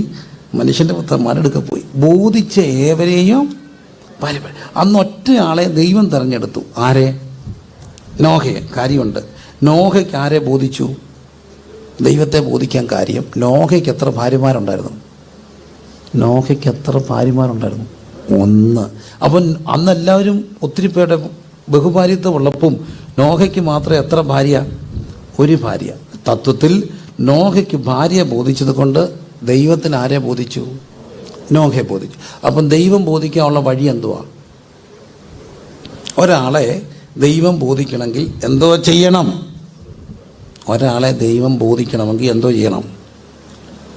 സിമ്പിളാണ്. അവൻ്റെ ഭാര്യയെ എന്ത് ചെയ്യണം? ബോധിക്കണം. ഒരു സഹോദരിയെ ദൈവം ബോധിക്കണേ എന്തോ ചെയ്യണം? ദൈവം ബോധിക്കണേ എന്തോ ചെയ്യണം? ദൈവം തന്ന ഭർത്താവിനെ എന്ത് ചെയ്യണം? ബോധിക്കണം. അങ്ങനെ വലിയ മിടുക്കനൊന്നും ആയിരിക്കത്തില്ല. അതിനെക്കാട്ടിലും കഴിവുള്ള 1000 പേര് കാണും. പക്ഷെ അവരെ എന്ത് ചെയ്യണം? ബോധിക്കണം. നിങ്ങളെ കഴിവിനെക്കാട്ടിലും കൂടുതലുള്ള ഭാര്യമാർ വേറെ പെണ്ണുങ്ങളൊക്കെ കാണും. പക്ഷെ ദൈവം തന്നതിനെ എന്ത് ചെയ്യണം? ബോധിക്കണം. പറഞ്ഞ്, ദൈവം തന്നതിനെ ബോധിച്ചാൽ ആര് ബോധിക്കും? ദൈവം ബോധിക്കും. ദൈവം തന്നതിനെ ബോധിച്ചാൽ ആര് ബോധിക്കും? ദൈവം ബോധിക്കും. വലിയ കഴിവൊന്നുമില്ലെങ്കിലും ആ പാവം അവിടെ ഇരുന്നോട്ടെന്ന് അങ്ങ് വെക്കണം. അവരെ ലവ് ഈസ് എ ചോയ്സ് എന്നാണ്. നമ്മളൊരാളെ സ്നേഹിക്കാൻ തീരുമാനിക്കുകയാണ്. Love is a choice. സ്നേഹം ഒരു തീരുമാനമാണ്. ഞാൻ ഇന്ന വ്യക്തിയെ എന്ത് ചെയ്യാൻ തീരുമാനിക്കുന്നു? സ്നേഹിക്കാൻ തീരുമാനിക്കുന്നു. അപ്പം അവിടെയാണ് വ്യത്യാസം വരിക. ബോധിച്ച എവരെയും ഭാര്യമാരായിട്ടെടുത്ത കാലഘട്ടത്തിൽ നോഹയ്ക്ക് ആരെ ബോധിച്ചു? ഭാര്യയെ ബോധിച്ചു. അതുകൊണ്ട് നോഹയെ ആരെ ബോധിച്ചു? ദൈവം. നമ്മുടെ കഴിവുകളൊന്നും കണ്ടിട്ടല്ല ദൈവം ബോധിക്കുക. എപ്പോഴും ഓർത്തോണം, ഒരു പക്ഷേ ഒത്തിരി മിടുക്കർ വേറെ കാണും. അവരെ ഒന്നും ബോധിക്കണ്ട, നമുക്കുള്ളതിനെ ബോധിക്കുക. ഞാൻ കല്യാണം കഴിച്ചു കഴിഞ്ഞ് എനിക്ക് ഒത്തിരി സ്ട്രഗിൾസ് ഉണ്ടായിട്ടുണ്ട് വീട്ടിൽ. എൻ്റെ ഏറ്റവും വലിയ സ്ട്രഗിൾ ഇതായിരുന്നു. ഞങ്ങൾക്കത് പറയുന്നതിനൊരു മടിയില്ല. എൻ്റെ ഭാര്യ വലിയ ഇൻട്രോവേർട്ടായിരുന്നു. ഇപ്പോൾ ഒത്തിരി മാറി. Everybody space and time. അപ്പോൾ എൻ്റെ അമ്മയൊക്കെയാണ് ഭയങ്കര എക്സ്ട്രോവേർട്ടായിരുന്നു. അമ്മ ഭയങ്കര എക്സ്ട്രോവേർട്ടായിരുന്നു. അമ്മ ഒരു ഗുണ്ടുമണിയായിരുന്നു. എല്ലാവരെയും കണ്ട വർത്താനം പറഞ്ഞു, മോനെ, അക്കളി, 1000 പേരുടെ പേരറിയും, എല്ലാവരെയും പേര്, മക്കൾ. അയ്യോ, അമ്മ വലിയൊരു സംഭവമായിരുന്നു. എൻ്റെ ഭാര്യ അധികം വർത്താനം പറയാത്ത ഒരാളായിരുന്നു, പറയും. അപ്പോൾ എൻ്റെ ടെൻഷൻ, ഭാര്യ മിണ്ടുന്നില്ല. എടി മിണ്ടടി എന്ന് പറഞ്ഞാൽ അവളെപ്പോഴും തെറ്റിപ്പോവും. പേര് തെറ്റും, അത് തെറ്റും. അങ്ങനെ ഇരിക്കെ എൻ്റെ ടെൻഷൻ മാറുന്നത് എങ്ങനെയാണെന്നറിയാവോ? ഞാനും എൻ്റെ ഒരു കൂട്ടുകാരനും കൂടെ, അവനൊരു ഡ്രൈവറായിരുന്നു, എൻ്റെ റോഡിൽ നിൽക്കുക. അപ്പോൾ ഒരു ചെറുക്കനൊരു പെണ്ണിനെയും കൊണ്ട് വന്നു, ബൈക്കിൽ പോകുന്നു. സുന്ദരി പെണ്ണെന്ന് പറഞ്ഞോ, അതീവ സുന്ദരിയായ ഒരു പെണ്ണിനെയും കൊണ്ടാവും ബൈക്കിൽ പോവുക. എൻ്റെ അടുത്തിരുന്നവൻ അറിയാതെ പറഞ്ഞു പോയി, ഭാഗ്യവാൻ, എവിടുന്ന് കിട്ടിയടാ ഇവനിവിടെ സുന്ദരി. ഞാനും ഓർത്തു, ഇവൻ പിന്നെ സ്മാർട്ടൊന്നും അല്ല, ഇത്രയും നല്ല പെണ്ണ. 1-2 ആഴ്ച കഴിഞ്ഞപ്പോൾ ഇവൻ എൻ്റെ അടുക്ക് വന്നിട്ട് പറഞ്ഞു, എടാ പ്രിൻസേ, അവൻ നമുക്കറിയാവുന്നൊരു കുഞ്ഞാ, നീ എൻ്റെ വീട്ടിൽ വരെ വരണം. ഞാൻ പറഞ്ഞോടോ, നീ ഭാഗ്യവാനാണോടോ, എന്നെ സുന്ദരിയാടാ, ആരോടാ ആലോചിച്ച്, എവിടുത്തെ കരുത്തിയാടാ, മിണ്ടാരിടാ, സുന്ദരി, വായെടുത്ത തെറിയെ പറയത്തുള്ളൂ, നീ വീട്ടിൽ വരെന്ന് പറഞ്ഞു, ഒന്നും സംസാരിക്കണം. ഞാനൊരു സന്ധ്യയ്ക്ക് ഇവൻ്റെ വീട്ടിൽ ചെന്ന്, എൻ്റെ പൊന്നച്ചാ, ആ വീടിൻ്റെ വാതിക്കലോട്ട് ഞാൻ ചെന്നപ്പോൾ ഇവള് ഉറഞ്ഞതുള്ളി നിൽക്കുക. സത്യമായിട്ടും പറയട്ടെ, ഈ തെറി പൂരപ്പാട്ടെന്നൊക്കെ പറയുന്ന സംഭവം അനർഗളമായി ഇങ്ങനെ പ്രവഹിക്കുകയാണ്. പ്രാസം ഒപ്പിച്ച് അവിടെ വായിന്ന് ഞാൻ അവിടെ ഇരുന്നുകൊണ്ട് ചെയ്തത്, എൻ്റെ ഭാര്യ ഓർത്ത് സ്തോത്രം ചെയ്തു. സംസാരിച്ചില്ലെങ്കിൽ ഇന്ന് വരെ അവൾ ചീത്ത വിളിക്കത്തില്ല. അവിടെ വായി കമ്പിട്ട് കുത്തിയല്ല അവിടെ വായിന്ന് ഒരു ചീത്ത വരത്തില്ല. അവൾക്ക് ചീത്ത വിളിക്കാൻ അറിയത്തില്ല. അപ്പം ഏതാ നല്ലേ? അപ്പം നമുക്ക് ലഭിച്ചതിനെ ഓർത്ത് ദൈവത്തിന് എന്ത് ചെയ്യണം? സ്തോത്രം ചെയ്യണം. ഒന്ന് സ്തോത്രം ചെയ്തേ. നമുക്ക് ലഭിച്ചതിനെ ഓർത്ത് ദൈവത്തിന് എന്ത് ചെയ്യണം? സ്തോത്രം ചെയ്യണം. മനസ്സിലാവുന്നുണ്ടോ? ലഭിച്ചതിനെ ഓർത്ത് ദൈവത്തിന് എന്ത് ചെയ്യണം? സ്തോത്രം ചെയ്യണം. അങ്ങനെ നോഹ ഭാര്യയെ ബോധിച്ചത് കൊണ്ട് ദൈവം ആരെ ബോധിച്ചു? നോഹയെ ബോധിച്ചു. അങ്ങനെ നോഹയും തൻ്റെ 3 പിള്ളേർ, ശേം, ഹാം, യാഫേത്ത്, അവരുടെ ഭാര്യമാർ, അങ്ങനെ 8 അംഗത്തെ ദൈവം പെട്ടകത്തിൽ കയറ്റുകയാണ്. ഈ പെട്ടകം പണിയാൻ വേണ്ടി ദൈവം ആരോട് പറഞ്ഞു? നോഹയോട് പറഞ്ഞു. അവിടെ വളരെ കൃത്യമായിട്ട് മനസ്സിലാക്കേണ്ട കാര്യം, തോന്നിയ പോലെ പെട്ടകം പണിയാനൊക്കില്ല. നിനക്ക് ഇഷ്ടത്തിലല്ല പണിയേണ്ടത്, ഞാൻ പറയുന്ന പോലെ പണിയണമെന്ന് പറഞ്ഞു. അത് ഗോഫർ മരം കൊണ്ട് പെട്ടകം ഉണ്ടാക്കണം. 14ാമത്തെ വാക്യം 6:14. എന്തുകൊണ്ടുണ്ടാക്കണം? ഗോഫർ മരം കൊണ്ടുണ്ടാക്കണം. എന്നിട്ട് അടുത്ത വാക്യം കണ്ടോ, ആ പെട്ടകത്തിന് എന്തോ ഉണ്ടാക്കണം? അറകൾ. You have to make rooms. എന്ത് വേണം? റൂം വേണം. നമ്മൾ ആദ്യം പറഞ്ഞൊരു വാക്ക് മറക്കരുത്. എന്ത് വേണം? ഇച്ചിരി മുമ്പേ പറഞ്ഞേ, മുന്നറിവ്. മറക്കരുത്. എന്ത് വേണം? മുന്നറിവ്. എല്ലാവരും പറഞ്ഞേ, എന്ത് വേണം? മുന്നറിവ്. ഉറക്കെ പറഞ്ഞേ, മുന്നറിവ്. മുന്നറിവ് പ്രാർത്ഥിക്കണം കേട്ടോ. എന്ത് വേണം? മുന്നറിവ്. 2, നീ നിൻ്റെ മുറിക്ക്, പെട്ടകത്തിന് എന്തു വേണം? അറകൾ വേണം. റൂംസ് എന്നുള്ളതാണ്, അറകൾ വേണം. എവരി ഫാമിലി, ഒരു വീടെന്ന് പറഞ്ഞാൽ വീടിന് എന്തോ വേണം? മുറി വേണം. നമ്മളൊരു വീട് പണിയുമ്പോൾ ആദ്യം ചോദിക്കുന്ന ഒരു കാര്യമുണ്ട്, എത്ര മുറിയുണ്ട്? എന്തിനാ മുറി? തത്വത്തിൽ എന്തിനാ മുറി? മുറിക്കൊരു പർപ്പസ് മെയിനായിട്ടുള്ളത് സ്വകാര്യതയാണ്. നമ്മുടെ വീട് സത്യത്തിൽ നമ്മുടെ എന്താ? സ്വകാര്യതകളാണ്. അവിടെ മാസ്റ്റർ ബെഡ്റൂമുണ്ട്, പിള്ളേരുടെ റൂമുകളുണ്ട്, പിന്നെ ഫാമിലി ഡൈനിങ് ഉണ്ട്. എന്തിനാണത്? പ്രധാനമായിട്ടും കമ്മ്യൂണിക്കേഷനാണ്, സ്വകാര്യതകളാണ്. ഒരു വീടിനകത്ത് എന്ത് വേണം? മുറി വേണം. വേണ്ടേ? വേണം. അപ്പനും അമ്മയും അവർക്കൊരു മുറി, അവർ തമ്മിലുള്ള കമ്മ്യൂണിക്കേഷൻ. മക്കളെല്ലാം കൂടി ഇരിക്കുന്നു, പ്രാർത്ഥിക്കുന്നു, കഴിക്കുന്നു. എന്താണ് കമ്മ്യൂണിക്കേഷൻ? മുറി. പക്ഷേ ഇന്ന് പലയിടത്തും മുറികളല്ല ഉള്ളത്, മതില. അതിനെ വല്ലാതെ ഭയപ്പെടുത്തുന്നുണ്ട്. ചെറിയ കാര്യമല്ല. മിക്ക വീട്ടിലും 2 നിലയുണ്ട്. പിള്ളേരെവിടെ ആയിരിക്കും? മുകളത്തെ നില. മേളിലോട്ട് കയറിയിട്ട് കുറേ നാളായില്ലേ? ഒന്നാമത്തെ കാര്യം, മുട്ടുവയ്യ അല്ലേ? പിള്ളേർ മേളിലായിരിക്കും.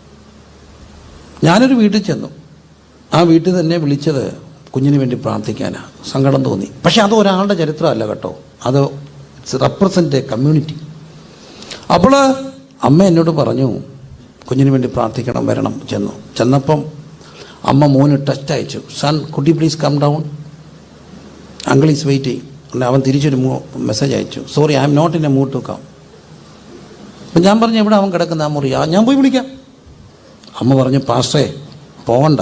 പാസ്റ്റർ ഇപ്പം വിളിക്കുമ്പോൾ ഒന്നും പറയത്തില്ല, പക്ഷെ പോയി കഴിയുമ്പോൾ അവൻ ഇവിടെ ചവിട്ട് നാടകവും കുച്ചിപ്പുടി എല്ലാം കളിക്കും. അതുകൊണ്ട് പിന്നെ ഒരിക്കലായിട്ട് ആ വീട്ടിലുള്ളത് ഒരേ വീടിനകത്താണെങ്കിലും അവിടെ മുറിയാണോ മതിലാണോ? മതിലാണ്. എൻ്റെ പൊന്നോമന സഹോദരങ്ങളോട് പറയട്ടെ, നമ്മൾ അറിയാതെ നമ്മുടെ വീടുകൾക്കകത്ത് മതിലുയരുക. നമ്മളറിയുന്നില്ല, കമ്മ്യൂണിക്കേഷൻ കുറയുക.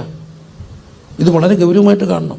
കുഞ്ഞുങ്ങൾ പലരും മേളിലാണ്, എൻ്റെ വീട്ടിലും മേളിലാണ്, ഓളിൻ്റെ മേളിൽ, വീട്ടിൽ തലയിടാതെ ഓളിൻ്റെ മേളിലൊരു ഗസ്റ്റ് റൂമുണ്ട്. ആമ്പിള്ളേരെല്ലാം കൂടെ അങ്ങോട്ട് പോകും. പിന്നെ ഇവരെ കാണണമെങ്കിൽ നമ്മളൊന്ന് കാത്തു നിൽക്കണം. കമ്മ്യൂണിക്കേഷൻ കുറയുക. വളരെ കൃത്യമായിട്ട് പറയട്ടെ, നമ്മളെല്ലാവരും പ്രാർത്ഥിക്കണം തമ്പുരാനോട്, ദൈവമേ എന്തുണ്ടാകല്ലേ? മതിലുണ്ടാകല്ലേ. കര ഉയർത്തി പ്രാർത്ഥിച്ച് മതിലുണ്ടാകല്ലേ. അതുകൊണ്ടാണ് കർത്താവ് പറയുന്നൊരു കാര്യമുണ്ട്.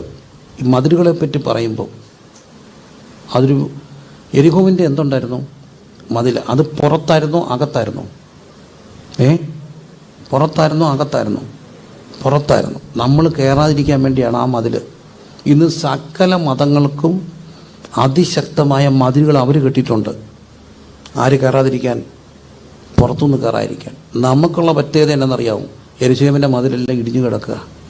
മതിലെന്തിനാ? പുറത്തുനിന്ന് ഒരാൾ എന്ത് ചെയ്യരുത്? വരരുത്. നമുക്ക് പുറത്ത് മതിലില്ല, അതുകൊണ്ട് കടച്ചാണി എല്ലാം കയറി വരും. പക്ഷേ നമുക്ക് വലിയൊരു അപകടമുണ്ട്, നടിച്ചുവരുകൾ ഒത്തിരി ആയിപ്പോയി. അപ്പനും അമ്മയ്ക്കും ഇടയ്ക്ക് നടിച്ചുവര്. 6 അടി കട്ടിലല്ല കിടക്കുന്നതെങ്കിലും 2 കോണില്ല, ഇടയ്ക്ക് എന്തോ ഉണ്ട്? മതില്. ദൈവത്തോട് പ്രാർത്ഥിക്കണം, കർത്താവേ എൻ്റെ വീടിനകത്ത് മതിലുയരല്ലേ എന്ന് പ്രാർത്ഥിക്കണം. എല്ലാവരും ഒന്ന് പ്രാർത്ഥിച്ച്. ഒരു ദിവസം പോലും മതിൽ വേണ്ട. എന്ത് മതി? മുറി വേണം. മതിൽ വേണ്ട, എന്തു വേണം?